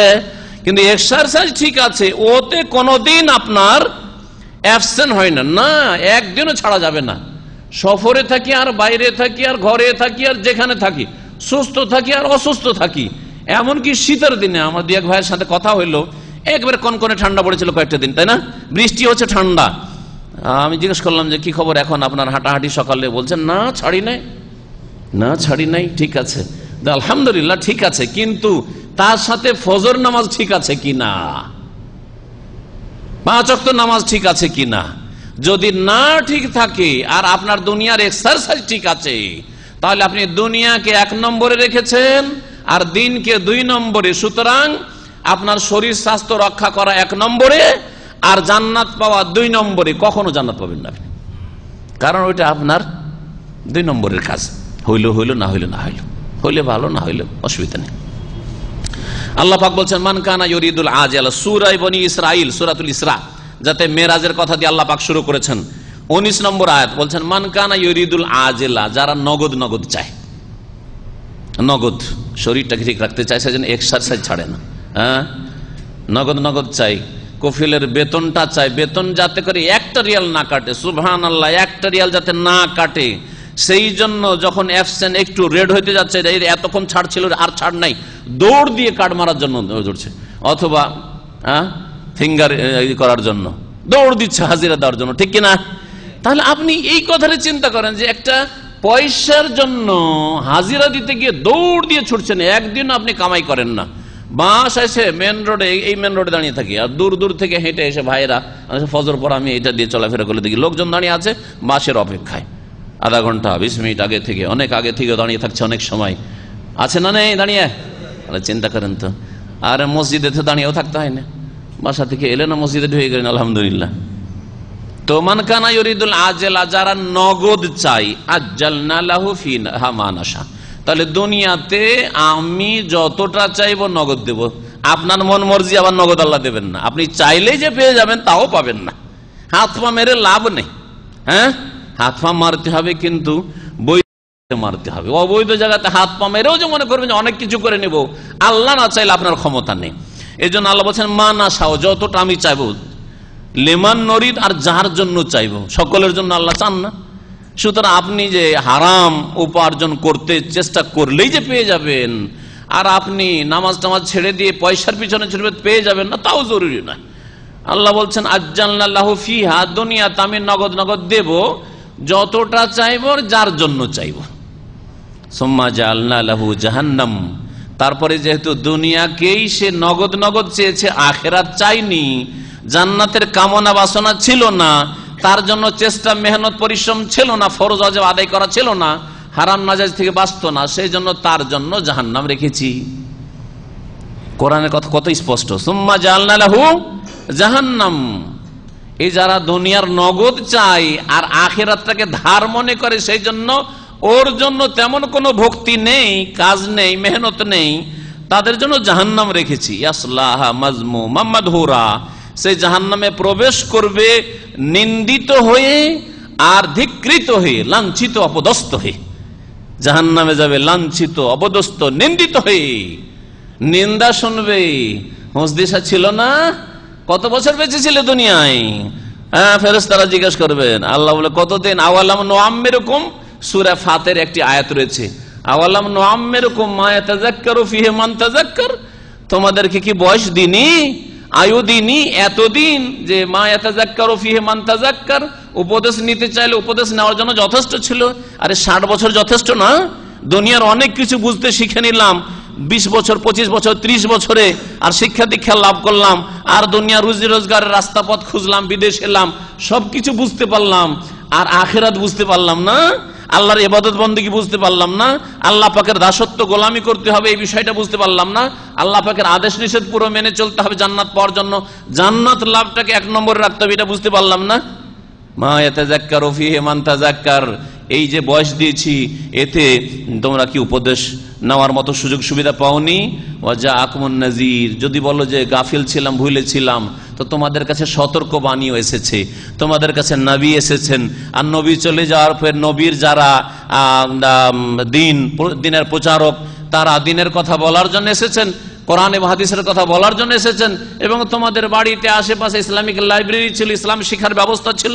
আরে মোবাইলে ইসলাম শিক্ষার ব্যবস্থা আছে, ইসলাম না শিখে পাপ করছেন আপনি, ইসলাম না শিখে আপনি আল্লাহ পরকালের জন্য না করে আপনি পাপের কাজে লাগাচ্ছেন আপনার এই নিয়ামতকে। ও জাআকুমুন নাযীর, তোমাদের কাছে সতর্ককারী আসেনি? ফাযুকু, আখিরাতের কথা এটা হবে কিয়ামতে হাশরের মাঠে। আল্লাহ বলবেন এখন স্বাদ চাখতে থাকো, এই জাহান্নামের মজা চাখতে থাকো। ফামা লিয-যালিমিনা মিন নাসির, জালেমদের কোনো সাহায্যকারী নেই। সূরা হুদের আয়াত নম্বর 15 এবং 16 পেশ করে আয়াত আর বলবো না, তারপরে 2-1টি হাদিস শোনাবো। আল্লাহ পাক কোরআনে কারীমে ইরশাদ করছেন এই সূরা হুদের আয়াতগুলিতে, মান কানা ইউরিদুল হায়াতাদ দুনিয়া, যে দুনিয়া চাই, শুধু পয়সা, এই পয়সার ফিতনা, পয়সা চান শুধু আপনি, ধন সম্পদ চান, অনেকেই নেতৃত্ব চায়, ক্ষমতা চাই, শুধু ক্ষমতায় আসতে হবে, যেই রকম ভাবে ওখানে বেঈমানি করে হোক, আর দুর্নীতি করে হোক, আর যেইভাবে হোক না কেন, জুলুম অত্যাচার করে হোক, আর কাউকে দমন নীতি অবলম্বন করে হোক, আর যেইভাবে হোক না কেন, আর ষড়যন্ত্র করে হোক, পাঁইতারা করে হোক, যেইভাবে হোক না কেন আসতে হবে। অথবা এই শুধু বড়দের ক্ষেত্রে বলছি না, আপনি কোম্পানির চাকরি করছেন, তো ওখানে দেখছেন যে আমাকে এই পোস্টটাতে আসতে হবে, আর দেখছি এই লোকটাকে না সরাইতে পারলে এই পোস্টটা নেওয়া যাবে না। হ্যাঁ, সুতরাং ওর বিরুদ্ধে ষড়যন্ত্র করে, নকশা টকশা করে, আর এমন করে কমপ্লেন করলেন, দিলেন এক্সিট মারিয়ে, আর এক্সিট মারিয়ে দেওয়ার পরে সিট খালি, আর সিটে গিয়ে আরামে বসে গেলেন আপনি। বলে আমার এখন কি হয়েছে, প্রমোশন হয়েছে, বেতনও বেড়েছে আর পদও বেড়েছে। ছিলেন লেবার হয়তো, আর একটি প্রিয়জন ছিলেন হয়তো আপনি বসের, এখন হয়ে গেলেন ফোরম্যান, বা ফোরম্যান থেকে আপনি সুপারভাইজার, আরো কিছু হয়ে গেলেন আপনি, বা পার্সোনাল ম্যানেজার ইত্যাদি ইত্যাদি হয়ে পড়লেন, কত কি হয়ে গেলেন। আল্লাহ পাক বলছেন যে মান কানা ইউরিদুল হায়াতাদ দুনিয়া, যে দুনিয়ার জীবন চাই, ওয়া জিনাতা, তার দুনিয়ার শোভা সৌন্দর্য চাই, নুওয়াফি ইলাইহিম আমালাহুম ফিহা, দুনিয়া চাইলে দুনিয়া থেকে বঞ্চিত করবেন না, কারণ যে যেমন মেহনত করে আল্লাহ দেন দেন। আল্লাহ পাক বলছেন পূর্ণ মাত্রায় তাদের কর্মের বদলা আমি দুনিয়াতে দিয়ে দেবো। ওয়াহুম ফিহা লা ইউবখাসুন, দুনিয়াতে ঘাটতি করা হবে না। দেখেন পশ্চিমারা, ইহুদি, নাসারা, হিন্দু দুনিয়ার জন্য দৌড় দিয়েছে, দুনিয়া পেয়েছে, সায়েন্স পেয়েছে, টেকনোলজি পেয়েছে, অনেক কিছু পেয়েছে, হ্যাঁ দুনিয়া পেয়েছে, দুনিয়ার নেতৃত্ব পেয়েছে, অনেক কিছু পেয়েছে। যারা যার জন্য দৌড় দেবে পাবে, আল্লাহ বলছেন ঘাটতি করবেন আল্লাহ রাব্বুল আলামিন। কিন্তু দুনিয়া চেয়েছো, আখেরাতকে উপেক্ষা করেছো, দুনিয়া চেয়েছো আর আখেরাতকে ভুলে গিয়েছো, আখেরাত থেকে উদাসীন গাফেল হয়ে রয়েছো। শোনো, উলাইকা লাইসা লাহুম, উলাইকা আল্লাযিনা লাইসা লাহুম ফিল আখিরাতি ইল্লান নার, এরাই তো সেই লোকেরা যাদের জন্য আখেরাতে জাহান্নামের আগুন ছাড়া আর কিছুই নেই, জাহান্নামের আগুন ছাড়া আর কিছুই নেই। সুবহানাল্লাহ। এই আয়াতগুলো কি আমাদের সংশোধনের জন্য যথেষ্ট না? গাড়ি করতে পারলেন, বাড়ি করলেন, আর গ্রাম থেকে শহরে উঠে এলেন, টাউন থেকে সিটিতে উঠে আসলেন, আর কত কি করলেন, এক বাড়ির জায়গায় দুই বাড়ি করলেন, একটা বাড়িতে থাকছেন, আর এক বাড়ি ভাড়া, কয়েকটা বাড়িও ভাড়া দিয়ে রেখেছেন, আর কত কি কেনা আছে। আর আপনি সারা জীবন মনে করছেন যদি কোনো ইনকাম না করি আমার এই ঘরের ভাড়ার পয়সা থেকে আমার গোটা ছেলে মেয়েদের খরচ খরচা উঠে যাবে। এই সব স্বপ্ন আমাদের, এই সব স্বপ্ন অধিকাংশ লোকদের। আল্লাহ পাক বলছেন এইটাই যদি স্বপ্ন হয় আর আখিরাত থেকে গাফেল হয়ে থাকো, আল্লাহ পাকের ফরজ ওয়াজিব থেকে গাফেল হয়ে থাকো, তাহলে আখিরাতে জাহান্নামের আগুন ছাড়া কিছুই নেই। ওয়া হাবিতা মা সানাউ ফিহা, আর দুনিয়ায় যা কিছু করেছিল সেগুলি আর আখিরাতে কাজে আসবে না। দুনিয়ার কাজ করেছিলে, দুনিয়াতে পেয়েছো, আখিরাতে কিছু পাবেন না। আর যদি ধর্মীয় কাজ করেন, দিনের কাজ করেন কিন্তু দুনিয়ার স্বার্থে, তাহলে আখিরাতে কিছু পাবেন না। এই আয়াতে দুটোই বলা হয়েছে। ধরেন আপনি দিনেরই কাজ করছেন কিন্তু দুনিয়ার স্বার্থে, দুনিয়ার লোভে, কোন একটা দুনিয়ার পার্থিব টার্গেট নিয়ে, তাহলে আল্লাহ বলছেন দুনিয়াতে পেয়ে ধ্বংস হয়ে গেছে যা কিছু হওয়ার, আর আখেরাতে কিছুই পাবে না। বাতিলু মা কানু ইয়ামালুন, দুনিয়াতে যা কিছু করতো সবকিছু বিনষ্ট হয়ে গেছে। সহিহ বুখারীতে হাদিস রয়েছে, নবী করিম সাল্লাল্লাহু আলাইহি ওয়াসাল্লাম থেকে আবু হুরায়রা রাদিয়াল্লাহু তাআলা আনহু বর্ণনা করেন, ইয়াতি আলান নাসে জামান, এমন একটা সময় আসবে কিয়ামতের কাছাকাছি। আর এখন কিয়ামত খুব কাছে গেছে, কিয়ামত খুব কাছে গেছে। কিয়ামতের যত ছোট লক্ষণ, শত শত ছোট ছোট লক্ষণ আলামত ছিল, সবগুলি প্রায় চলে এসছে। এখন বড় যে কিয়ামতের নিদর্শনগুলি রয়েছে, আলামতগুলি রয়েছে 10টির মতো, এই 10টি আলামত বাকি আছে। আর এগুলি যখন আসা শুরু হবে তখন আর বেশি বিলম্ব হবে না। নবী করিম সাল্লাল্লাহু আলাইহি ওয়াসাল্লামের একটি হাদিস রয়েছে তিরমিজিতে, সেটা হবে কেমন, যেমন আপনার ওই যে তসবির দানার মতো, হ্যাঁ, যে দানাগুলি থাকে, দানাগুলির ভিতরে সুতা ভরা আছে, সুতা যদি একটা জায়গায় ছিঁড়ে যায় আর ধরে থাকেন ওই তসবিটা, তাহলে পড়তে কতক্ষণ লাগবে? 1 সেকেন্ড, ধাই ধাই ধাই সবগুলি পড়ে যাবে, একটা জায়গায় ছিঁড়লেই হইলো, তাই না? তো ঠিক ওই রকমই বড় কিয়ামতের লক্ষণগুলি যখন আসা শুরু হবে, একটি যখন চলে আসবে, ধরেন বড় ধরনের একটা ভূমিকম্প, পূর্ব দিকে ভূমিকম্প, পশ্চিম দিকে ভূমিকম্প, আরব নবী সাল্লাল্লাহু আলাইহি ওয়াসাল্লাম 3টা ভূমিকম্প হবে। একটা শুরু হলে আর দাজ্জাল আর বেশি দিন নেই, ইয়াজুজ মাজুজ বেশি দিন না, ইত্যাদি, ঈসা আলাইহিস সালামের আসা বেশি দিন না। এইভাবে বড় লক্ষণগুলি একবারে খুব তাড়াতাড়ি করে চলে আসবে, তখন আর বেশি সংশোধনের সুযোগ পাবেন না, সংশোধনের সুযোগ পাবেন না। আপনি এই কথা ভাববেন না যে বড় লক্ষণ চলে এসছে, আমার লাইফে একটা লক্ষণই গেল আর আমার যুগে হয়তো আর কিয়ামত হবে না, এমন নয়।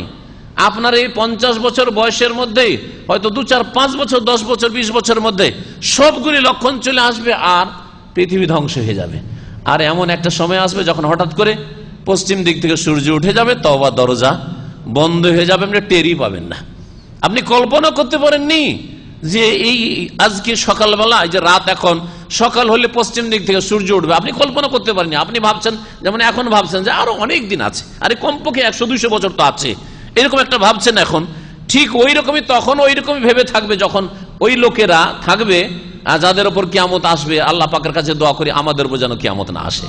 আল্লাহ পাক রব্বুল আলামিন কিয়ামতের এই ভয়াবহতা আসার আগে আগেই দুনিয়া থেকে আমাদেরকে ঈমানের অবস্থায়, নেক আমলের অবস্থায় যেন গ্রহণ করে নেন। কিয়ামতের ফিতনা খুব বড় ফিতনা হবে, দাজ্জালের ফিতনা খুব বড় ফিতনা হবে। ওইসব ফিতনায় কেউ ঈমান টিকাতে পারবেন না, কেউ ঈমান, আজকালকার মুসলিমরা ঈমান কেউ টিকাতে পারবে না। আল্লাহ বলা লোক থাকবে না, মানে কি? এতগুলি মসজিদ, এতগুলি নামাজ, এত নামাজি নেই, তারপরে বহু নামাজি আছে। পার্সেন্টেজে দেখলে নামাজি নাই, শতকরা 2-3 নামাজি। তারপরে লোক সংখ্যা এত, মুসলিম সংখ্যা এত বেশি যে নামাজি আছে প্রত্যেক মসজিদ। কত মসজিদ চিন্তা করুন তো। কিন্তু নবী সাল্লাল্লাহু আলাইহি ওয়াসাল্লাম বলেছেন যে কিয়ামত এমন সময় যখন আল্লাহ বলার লোক খুঁজে পাওয়া যাবে না, তৌহিদ বুঝবে না, দিন জানবে না, কোরআন শুধু লিখাই থেকে যাবে, কোরআনের প্রতি আমল থাকবে না। তাহলে কি অবস্থা হবে? আল্লাহ পাক ওর আগেই দুনিয়া থেকে যাদেরকে নিয়ে নেবেন ওরাই হচ্ছে সাকসেস, সফল। যে আপনি ফিতনা থেকে বেঁচে গেলেন, আপনি ফিতনা থেকে, ইমানের ফিতনা থেকে বেঁচে গেছেন। আপনার ইমান দাজ্জাল কেড়ে নিতে পারেনি, আপনি ইমানের অবস্থায় কমপক্ষে আল্লাহর কাছে হাজির হতে পেরেছেন। নবী করিম সাল্লাল্লাহু আলাইহি ওয়াসাল্লাম বলছেন, ইয়াতি আলান নাসে জামান, এমন একটা সময় আসবে, লা ইউবালিল মারউ মা আখাযা মিনহু আমিনাল হালালি আমিনাল হারাম। মানুষ পরোয়াই করবে না যে এই পয়সাটা কোথা থেকে আসলো। টাকা পকেটে ঢুকলেই হলো, আর ব্যাংক ব্যালেন্স হলেই হলো, আর বাড়ি গাড়ি হলেই হলো, জমি জায়গা হলেই হলো, এই কথা চিন্তা করবে না যে আমি যে এতগুলি প্রপার্টি করলাম এই টাকাটা কোথা থেকে আসলো। ধরেন একজন লোক 10 লাখ টাকার একটা কোন সম্পদ করেছেন দেশে, আপনি কখনো চিন্তা করবেন না যে আপনার বেতন কত ছিল, আর কত টাকা সৌদি আরবে 5টা বছরে বা 10টা বছরে ইনকাম করেছেন, তো এত লাখ টাকা হয় কি করে? বাস টাকা হইলেই হলো, জমি জায়গা হইলেই হইলো, আর সুখ আসলেই হইলো দুনিয়ার। এইরকম অবস্থাটা তৈরি হয়ে যাবে, বেপরোয়া হয়ে যাবে, হালাল হারামের কোনো পরোয়া থাকবে না। আজকাল ওই অবস্থাটা কি তৈরি হয়নি? পরীক্ষা করার জন্য ধার দিয়ে দেন, শুধু ধার দিয়ে দেন বাস, আর তারপরে দেখে নেন যে টাকা ওর, আর আপনার টাকা না। ওর কাছে কাকুতি মিনতি করে, আর যদি কত রকম করে যদি চাপ থাকে, ভয় থাকে, তো দিতে পারে হয়তো। আর না হলে কাকুতি মিনতি ভিক্ষা করেন, ভিক্ষা করে ওই ফকিরের ভিক্ষা দিবে আপনাকে 200-500 করে দিয়ে আপনার ওই নুন তেল খাওয়া হবে, আপনার টাকা কোনো কাজে লাগবে না। আমানত উঠে গেছে। নবী সাল্লাল্লাহু আলাইহি ওয়াসাল্লাম বলেছেন কিয়ামতের আগে আমানত উঠে যাবে। আরেকটি হাদিসে রয়েছে, ইযা দুইয়াতিল আমানাতু ফান্তাজিরিস সা, যখন আমানতকে নষ্ট করে দেওয়া হবে তখন কিয়ামতের অপেক্ষা করিও। তো নবী করিম সাল্লাল্লাহু আলাইহি ওয়াসাল্লাম বলেছেন যেমন একটা সময় আসবে, লা ইউবালিল মারউ মা আখাযা মিনহু, মানুষ পরোয়াই করবে না যে কোথা থেকে পয়সাটা এসেছে। আমিনাল হালালে, এটা হালাল হইলো না হারাম হইলো, কোনো পরোয়া নেই। মোবাইল ব্যবহার করছে, ওর কোনো সেন্সই নেই যে এটা হালাল না হারাম। চুরি করা মোবাইল, আপনার চুরি করা না হোক, কিন্তু আপনি জানছেন যে এটা চুরি করা মাল। অনেকে জানছেন কিন্তু চুরি করা মাল সস্তা পাচ্ছেন। এটা মোবাইল কিনলে হয়তো 1000 লাগবে, আর চুরি করা জিনিস হয়তো 300-400 টাকাতে পাবো। কিনে নিচ্ছেন আপনি, জায়েজ আপনার জন্য? কখনো জায়েজ নয়, হারাম। আপনি চোরের সাহায্য করলেন, সহযোগিতা করলেন। আপনি চুরি করা মাল কিনছেন, হয়তো দোকানদার, যারা মোবাইলের দোকানদার, সেকেন্ড হ্যান্ড কিনছেন, চুরি করা যদি মাল হয় জানতে পারেন যারা চুরি করে নিয়ে এসে বিক্রি করছে, জায়েজ না, জায়েজ না। তার জন্য জায়েজ না, আপনার জন্য জায়েজ না। আপনাকে কনফার্ম হইতে হবে যে এটা চুরি করা মাল নয়। মানুষ চিন্তাই করবে না যে এটা হালাল থেকে আসলো না হারাম থেকে আসলো। আমার বাড়ি ঘর সুদের পয়সা দিয়ে হইলো না ঘুষের পয়সা দিয়ে হইলো, বেইমানি করা পয়সা। জমিটা আমার নিজের না কারো বেইমানি করা। শহরের যেসব দালাল রয়েছে, আল্লাহ পাক রব্বুল আলামিন এদের অনিষ্ট থেকে বাঁচান যেন। বাইরে থেকে জমি কিনতে গিয়ে কত যে ধোঁকা, একটা জমি যে কতবার বিক্রি করে আল্লাহ পাক ভালো জান। হালাল হারাম বলে কোনো পরোয়া নেই। কিয়ামতের লক্ষণ নয় কি হালাল হারামের কোনো পরোয়া থাকবে না, পয়সা চাই। একটি লম্বা হাদিস শোনাই, আর এই হাদিসটার সম্পর্ক হচ্ছে এই দাম্মাম এলাকার সাথে। এই হাদিসের সম্পর্ক হচ্ছে দাম্মাম এলাকার সাথে। নবী সাল্লাল্লাহু আলাইহি ওয়াসাল্লামের যুগে দাম্মাম শহর ছিল না, এটা পানির তলায় ছিল। যা ইতিহাস বললে আমরা যতটুকু পড়েছি, আরব দেশের মানে জিওগ্রাফিয়া ভূগোল পড়েছি। তবে আলহাসা ছিল, আর কাতিফ দারিন এগুলোও ছিল। শুনে রাখেন ভালো করে, জি, কারণ এগুলো ভৌগোলিক ব্যাপার অনেকেই হাদিস পড়ে শুধু পাবে না যতক্ষণ পর্যন্ত আরবের ভূগোল সম্পর্কে তার জ্ঞান না থাকবে। তো নবী করিম সাল্লাল্লাহু আলাইহি ওয়াসাল্লামের জীবদ্দশাতে এই এলাকায় ইসলাম চলে এসেছিল, এবং এই এলাকা ইসলামের ছায়া তলে এসেছিল। নবী করিম সাল্লাল্লাহু আলাইহি ওয়াসাল্লামের এর আনুগত্য স্বীকার করেছিল। এখানকার যারা অমুসলিম ছিল তারা জিজিয়া দেওয়ার প্রতিশ্রুতিতে তারা সন্ধিত একমত হয়েছিল। এই এলাকাতে ইসলাম এক কথা নবী করিম সাল্লাল্লাহু আলাইহি ওয়াসাল্লামের জীবদ্দশাতে পৌঁছে গিয়েছিল। মসজিদ নববীর পরে দ্বিতীয় যে মসজিদটি তৈরি হয় ওই মসজিদে কোথায় আছে জানেন? কেউ বলতে পারবেন? আলহাসা থেকে আরেকটু এগিয়ে চলে যেতে হবে, ওই আপনার বাইরের দিকে আছে। আমি একবার দেখতে গিয়েছিলাম আলহাসা বক্তব্য করতে গিয়ে, তো দেখলাম যে তখন পুনর্নির্মাণ হচ্ছে, ঘেরে রেখেছে, ভিতরে আর ঢুকতে দিল না, কারণ বন্ধ আছে, কাজ চলছে। এখন হয়ে গেছে মসজিদ, আবার নতুন করে তৈরি করা হয়েছে। জাওয়াসা নামে একটি জায়গা রয়েছে, সহিহ বুখারীতে হাদিস রয়েছে। যখন আপনি রোডে আলহাসা থেকে বেরিয়ে যাবেন সালোয়ার দিকে, আপনার কাতারের বর্ডার দিকে, তখন এক সাইডে পড়বে সেটা জায়গা, জাওয়াসা নামে লোকেরা জানে, ওই এলাকার লোকেরা জানে এক কথা। তো সহিহ বুখারীতে রয়েছে যে প্রথম জুমা কায়েম হয় নবী সাল্লাল্লাহু আলাইহি ওয়াসাল্লামের মসজিদ নববীতে। রাস্তাতে এক জুমা হয়েছিল, রাস্তাতে হিজরত করে আসার সময়, ওটা বাদ দিলে মসজিদ নববীর পরে দ্বিতীয় যে মসজিদটি তৈরি হয় আর জুমা কায়েম হয় সেটা ছিল ফি কারিয়াতে জাওয়াসা কারিয়াতুম মিন কোরাল বাহরাইন। নবী করিম সাল্লাল্লাহু আলাইহি ওয়াসাল্লামের হাদিসে রয়েছে সেটা হচ্ছে জাওয়াসা নামক একটি গ্রামে। তাহলে বোঝা গেল গ্রামেও জুমা ঈদ আছে, গ্রামে। আর সেটা ছিল বাহরাইনের একটি গ্রাম, বাহরাইনের একটি গ্রাম। এখন বুঝতে হবে বাহরাইন আজকালকার বাহরাইন সেই বাহরাইন না। আজকের বাহরাইন যে চারিদিক থেকে সমুদ্রে ঘেরা, এই বাহরাইনের অস্তিত্ব 1400 বছর আগে ছিল না। হয়তো দ্বীপ ছিল অথবা ছিল না, পানিতে ডুবে ছিল, আল্লাহ ভালো জানে, কিন্তু সেখানে কোনো মানুষ বসবাস করতো না, আর ওখানকার কোনো নামও ছিল না। তাহলে বাহরাইন নাম ছিল এই ইস্টার্ন প্রভিন্সের নাম। আলহাসা থেকে শুরু করে কাতিফ, দারিন আর তারুত, এই এলাকা পর্যন্ত এটাকে কি বলা হইতো? বাহরাইন বলা হইতো। কি বলা হইতো? বাহরাইন বলা হইতো। নবী করিম সাল্লাল্লাহু আলাইহি সাল্লামের শেষ জামানাতে এখানে ইসলাম পৌঁছে যায় এবং এখান থেকে এখানকার যারা অমুসলিম কাফের ছিল তারা জিজিয়া দিত। জিজিয়া নেওয়ার জন্য নবী করিম সাল্লাল্লাহু আলাইহি সাল্লাম সাহাবীকে পাঠিয়েছেন। এই এলাকার প্রথম আমির, ইসলামের প্রথম আমিরের নাম জেনে নেন। তার নাম ছিল আলা ইবনুল হাদরামি। আলা ইবনুল হাদরামি, এই আলা ইবনুল হাদরামির নামে একটি রোড আছে। এই জালুগিয়া যে মহল্লা আছে, ওখানে দেখবেন যে লোকেশনে যারা আরবি পড়তে পারেন অথবা ইংরেজিতে লেখা থাকে হয়তো, তো আলা ইবনুল হাদরামি একটা রোড রয়েছে। উনি ছিলেন নবী সাল্লাল্লাহু আলাইহি ওয়াসাল্লামের পক্ষ থেকে প্রথম এই এলাকার আমির, গভর্নর। ওই হাদিসটা শুনে আবু হুরায়রা রাদিয়াল্লাহু আনহু, আমর ইবনে আউফ বর্ণনা করেছেন এই হাদিসটি। ওয়াকানা শাহেদা বাদর, আমর ইবনে আউফ প্রখ্যাত সাহাবী, বদরের যুদ্ধে যে 313 জন ছিলেন তার একজন তিনি ছিলেন। নবী সাল্লাল্লাহু আলাইহি ওয়াসাল্লামের সাথে বদরের যুদ্ধে অংশ নিয়েছেন। বলছেন আন্না রাসূলুল্লাহ সাল্লাল্লাহু আলাইহি ওয়াসাল্লাম বাসা আবা উবাইদা ইবনুল জাররাহ, নবী করিম সাল্লাল্লাহু আবু উবাইদা ইবনুল জাররাহকে পাঠিয়েছেন এলাল বাহরাইন, বাহরাইনে পাঠিয়েছিলেন। বাহরাইন নাম পেলেন, কিন্তু এই বাহরাইন আজকালকার বাহরাইন না, তখনকার বাহরাইন। তখনকার বাহরাইন কোনটা? এই এলাকায় পাঠিয়েছিলেন আবু উবাইদুল জাররাহকে। সেটা আলহাসা হইতে পারে, আবার দারিনেরও নাম এসছে, দারিনের নাম পর্যন্ত এসছে। এই আলা ইবনুল হাদরামি রাদিয়াল্লাহু তাআলা আনহু, যিনি তখনকার প্রথম আমির ছিলেন।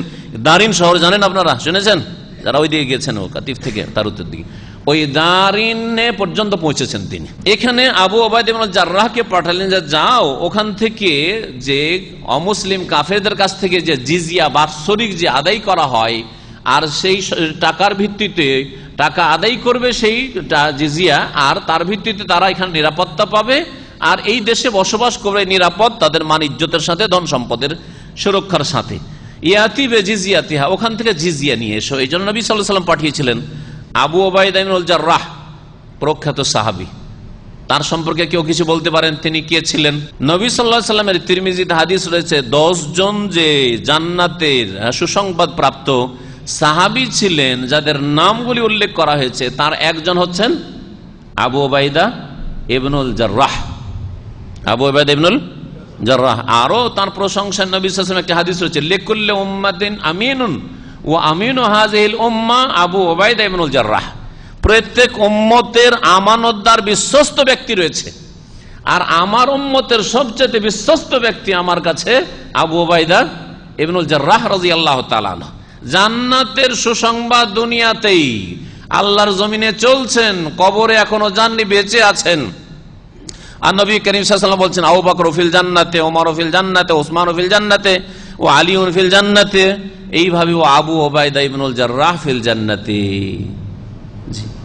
আবু উবাইদা ইবনুল জাররাহ তাকে পাঠিয়েছিলেন যে জিজিয়া নিয়ে আসো ওখান থেকে। ওয়াকানা রাসূলুল্লাহ সাল্লাল্লাহু আলাইহি ওয়াসাল্লাম আহলাল বাহরাইন, আর রাসূলুল্লাহ সাল্লাল্লাহু আলাইহি ওয়াসাল্লাম এই বাহরাইন এলাকার, অর্থাৎ এই আলহাসা থেকে শুরু করে এই এলাকা, যে এলাকা আমরা বসে আছি, এই এলাকার লোকদের সাথে সন্ধি করেছিলেন, এখানকার অমুসলিমদের সাথে। ওয়া আম্মারা আলাইহিম আল আলা ইবনুল হাজরামি, ওয়া আম্মারা আলাইহিম আলা ইবনুল হাজরামি, আলা ইবনুল হাজরামিকে এই এলাকার আমির বানিয়েছিলেন। এই হাদিসে এসেছে, সহিহ বুখারীর হাদিস এটি। ফাকাদেমা আবু ওবাইদা বিমাল, তাহলে এখানকার আমির হয়ে আছেন আলা ইবনুল হাজরামি, আর ইনি জমা করে রেখেছেন জিজিয়ার ধন সম্পদ এলাকা থেকে, এখান থেকে কালেকশন করে তিনি মদিনা নিয়ে যাবেন। জিজিয়ার ধন সম্পদ নিয়ে যে কার কাছে জমা করবেন? রাসূলুল্লাহ সাল্লাল্লাহু আলাইহি ওয়াসাল্লামের কাছে। তারপর রাসূলুল্লাহ সাল্লাল্লাহু আলাইহি ওয়াসাল্লাম যাকে দেওয়া ভালো মনে করবেন, যার অভাব রয়েছে অভাবীকে দেবেন, অথবা নতুন নতুন মুসলমান হয়েছে এর অন্তর আকৃষ্ট করার প্রয়োজন রয়েছে তাদেরকে দেবেন, যাকে ভালো মনে করবেন তিনি দেবেন। এটা হচ্ছে জিজিয়ার ধন সম্পদ দের বন্টন।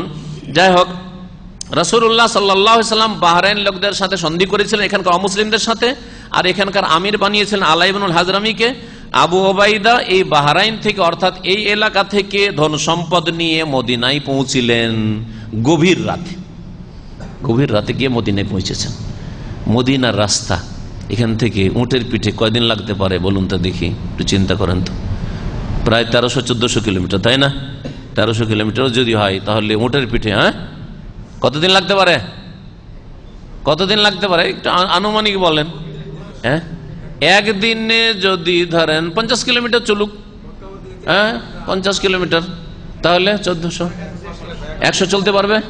100 ধরলাম, 100 কিলোমিটার, তাহলে তো তাও 14-15 দিন, ঠিক কিনা? তাও 14-15 দিন লাগে।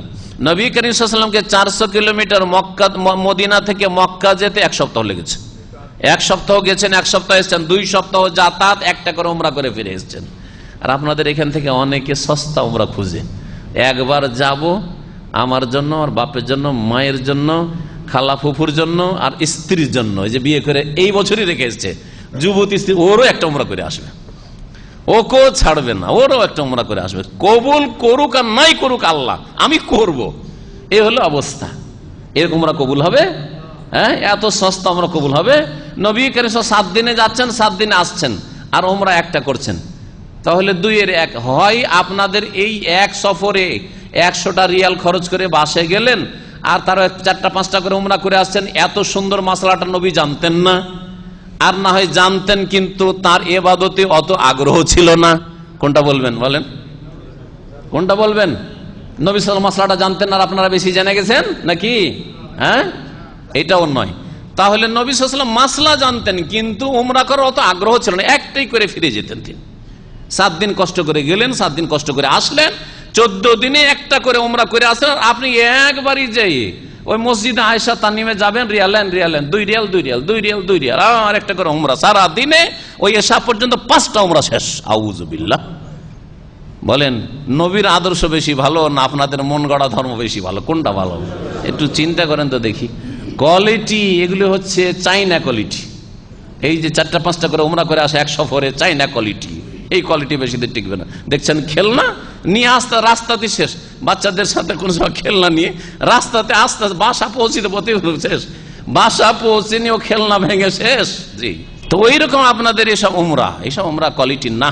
কোয়ালিটির উমরা হচ্ছে নবী 4 সফরে 4টা উমরা করেছে। যান বারবার করে, বছরে যান না কেন? 3 মাস পর পর যেতে পারেন না? 2 বছর 3 বছর পর পর যাবেন, মানে বছরে 4 বার করে যান। নিয়ামত দান করেছেন, অসুবিধাটা কি? ছুটি পেলেই যান, যে ছুটি পাচ্ছেন না অসুবিধা নেই, কিন্তু যে ছুটি পাচ্ছেন ঘন ঘন যান। আল্লাহ পাক রব্বুল আলামিন যেন ভালো আমল করা তৌফিক দান করেন। তো বলছিলাম যে ধন সম্পদ নিয়ে এই জিজিয়ার পৌঁছিলেন আবু ওবাইদা ইবনে জাররাহ। ভোর রাতের দিকে পৌঁছেছেন বা রাতে পৌঁছেছেন, গভীর রাতে। তার ফাসামিয়াতিল আনসার বিকুদুমি আবু ওবাইদা, আবু ওবাইদা যে পৌঁছে গেছেন এই কথা আনসারীরা টের পেয়ে গেছে, জানতে পেরেছে। আরে ফজরে আগে ভাগে হাজির থাকতে হবে, কারণ নবী সাল্লাল্লাহু আলাইহি ওয়াসাল্লাম খুঁজবেন। যদি আমাদেরকে এই নয় যে ধনের খুব বেশি লোভ, এইরকম আজকালকার জামানার মতো লোভ ছিল না, কিন্তু একটা চিন্তা ছিল যে সামনে যাদেরকে পাবে তাদেরকে দিয়ে নবী সাল্লাল্লাহু আলাইহি ওয়াসাল্লাম শেষ করে দিবেন, আমরা পরে গেলে তো পাবো না, একটু আগে ভাগে যে হাজির থাকতে হবে। বলছেন ফাওয়াফাউ সালাতাল ফজর মান নবী সাল্লাল্লাহু আলাইহি ওয়াসাল্লাম, নবী করিম সাল্লাল্লাহু আলাইহি ওয়াসাল্লামের সাথে গিয়ে আবু ওবাইদা ইবনে জাররাহ নামাজ পড়লেন ফজরের। আর এরাও নামাজ পড়লো, সব গিয়েছে, খবর পেয়েছে, নামাজ পড়েছে আনসারীরা।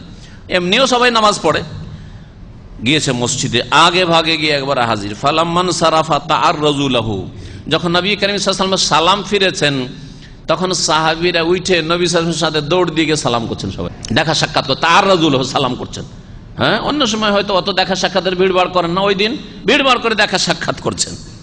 নবী করিম সাল্লাল্লাহু আলাইহি ওয়াসাল্লাম মুচকি হেসে বলছেন, সুবহানাল্লাহ, বলছেন ফাতাবাসসামা রাসূলুল্লাহ সাল্লাল্লাহু আলাইহি ওয়াসাল্লাম, রাসূলুল্লাহ সাল্লাল্লাহু আলাইহি ওয়াসাল্লাম মুচকি হাসছেন।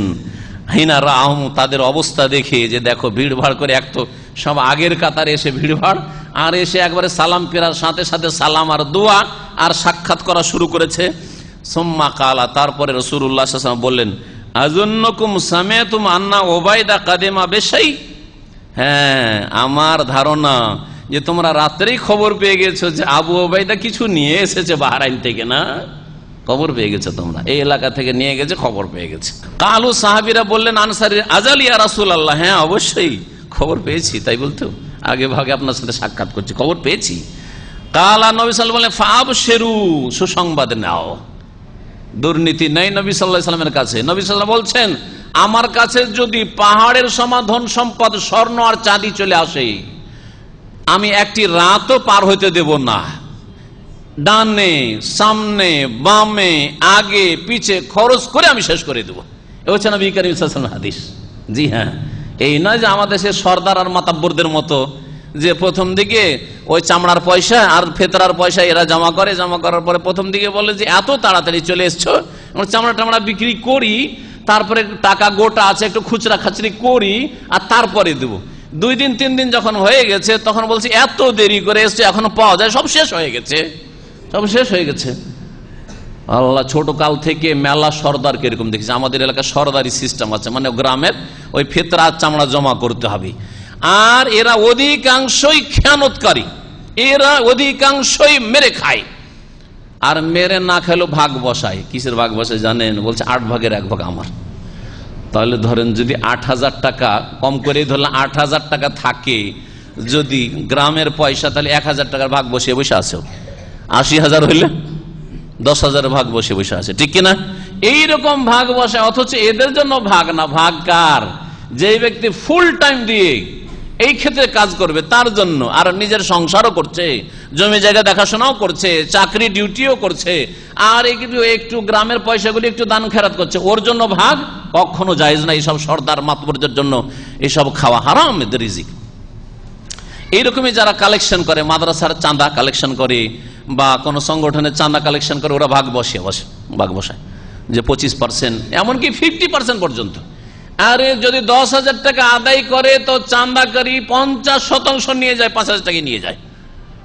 আপনি যদি জানতে পারেন যে আমি 100 টাকা দান করলে 50 টাকা এই লোকের পকেটে ঢুকবে আর 50 টাকা শুধু মাদ্রাসা এতিমখানায় যাবে, কখনো দান করবেন? কখনো। আমি তো দান করবো না, তাহলে সরাসরি গিয়ে ওই এতিমখানায় দান করবো। এইরকম খেয়ানত চলে, এগুলি তো ইসলামে জায়েজ নয়। একজন লোকের সংসার চলার জন্য যতটা প্রয়োজন রয়েছে যদি ফুল টাইম দেয়, তাহলে ওই রকম ধরনের সে একটা বেতন নেবে, ভাতা নেবে। এইটা খোলাফায়ে রাশেদিনদেরকে দেওয়া হয়েছে, এইটাই দেওয়া হয়েছে যারা এই রকমের কাজ করবে। তো বলছিলাম যে নবী করিম সাল্লাল্লাহু আলাইহি ওয়াসাল্লাম বললেন যে তোমরা সুসংবাদ নাও, ওয়া আম্মেলু মা ইয়াসুররুকুম, আর এমন তোমরা আশা রাখো যেটা তোমাদেরকে খুশি করবে, মানে তোমরা নাখোশ হবে না, তোমরা অসন্তুষ্ট হবে না, তোমাদের মন ভরে যাবে। তারপরে বলে ফাওয়াল্লাহি, আল্লাহর কসম করে বলছি। এই কথাটি বলতে চাইছে ধনের ফিতনা সম্পর্কে। নবী করিম সাল্লাল্লাহু আলাইহি ওয়াসাল্লাম সচেতন করেছেন, ফাওয়াল্লাহি, আল্লাহর কসম করে বলছি, মাল ফাকরু আখশা আলাইকুম, তোমাদের জন্য আমি গরিবের ভয় করি না। তোমরা যে ফকির হয়ে যাবে, অভাবী হয়ে যাবে, দরিদ্র হয়ে যাবে, এই ভয় আমি করি না। আমার উম্মত গরিব হয়ে অনাহারে মরে যাবে, ফকির হয়ে যাবে, ভিক্ষা করে খাবে, পেটে ভাত পাবে না, শরীরে বস্ত্র পাবে না, এইরকম ভয়টা আমার নেই। কে বলছেন? রাসূলুল্লাহ সাল্লাল্লাহু আলাইহি ওয়াসাল্লাম। ওয়াল্লাহি, আল্লাহর, তাও আল্লাহর কসম করে বলছেন, আল্লাহর শপথ করে বলছি, মাল ফাকরু আখশা আলাইকুম, তোমরা কেউ ফকির গরিব হয়ে যাবে এই ভয় আমার নেই। তাহলে কিসের ভয় আছে? ওয়ালাকিন্নী আখশা আন তুবসাতা আলাইকুমুদ দুনিয়া, আমার ভয় হচ্ছে যে তোমাদের জন্য পৃথিবীর ধন সম্পদকে প্রশস্ত করে দেওয়া হবে। এত বেশি হয়ে যাবে ধন সম্পদ, এত ধন সম্পদের প্রাচুর্য হবে যে কি হবে, যেমন আগের অনেক ধনাঢ্যদের জন্য কামা বসে তাত আলামান কানা কাবলাকুম, যেমন তোমাদের পূর্বের জাতিদের ধন সম্পদের প্রাচুর্য দেওয়া হয়েছিল। কারণকে যেমন ধন সম্পদ দেওয়া হয়েছে, এইরকম ধন সম্পদ হ্যাঁ আজকাল বড় বড় মুসলিম সমাজে ধনীর অভাব নেই, পয়সাওয়ালাদের অভাব নেই, যথেষ্ট পয়সা আছে, যথেষ্ট পয়সা আছে মানুষের কাছে। আর তারপরে এমন কার অভাব আছে? আজকাল প্রত্যেক মানুষকে যদি জিজ্ঞেস করি, কেউ বলবেন কমপক্ষে আমার কাছে 1 বছরের খরচ আছে, কারো কাছে 2 বছর, 4 বছর, 5 বছর, 10 বছর, 20 বছর, 50 বছর বৈশা খেতে পারবো, এইরকমও টাকা পয়সা আছে। তো আর কি চিন্তা, আর বাঁচবেন কতদিন আপনি? এত কেন চিনতে, আর এত কেন পয়সার পিছনে ছোটাছুটি?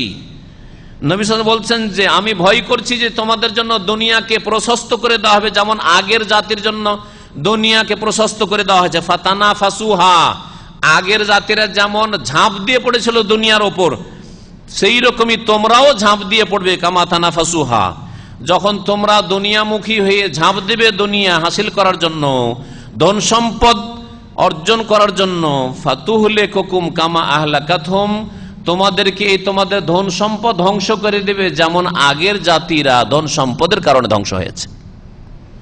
কারণ ধ্বংস হয়েছে ধন সম্পদের কারণে, এখনো মাটিতে ঢুকতেই আছে, তার বাড়ি ঘর ধসতি আছে এখনো। আল্লাহ কোরআনে কারিমে সূরা কাসাসে ওর ঘটনা বর্ণনা করে, ফাখাসাফনা বিহি ওয়া বিদারিহিল আরদা, আমি কারণকে এবং কারণের বাড়ি ঘরকে জমিনে পুঁতে দিয়েছি, ধসিয়ে দিয়েছি।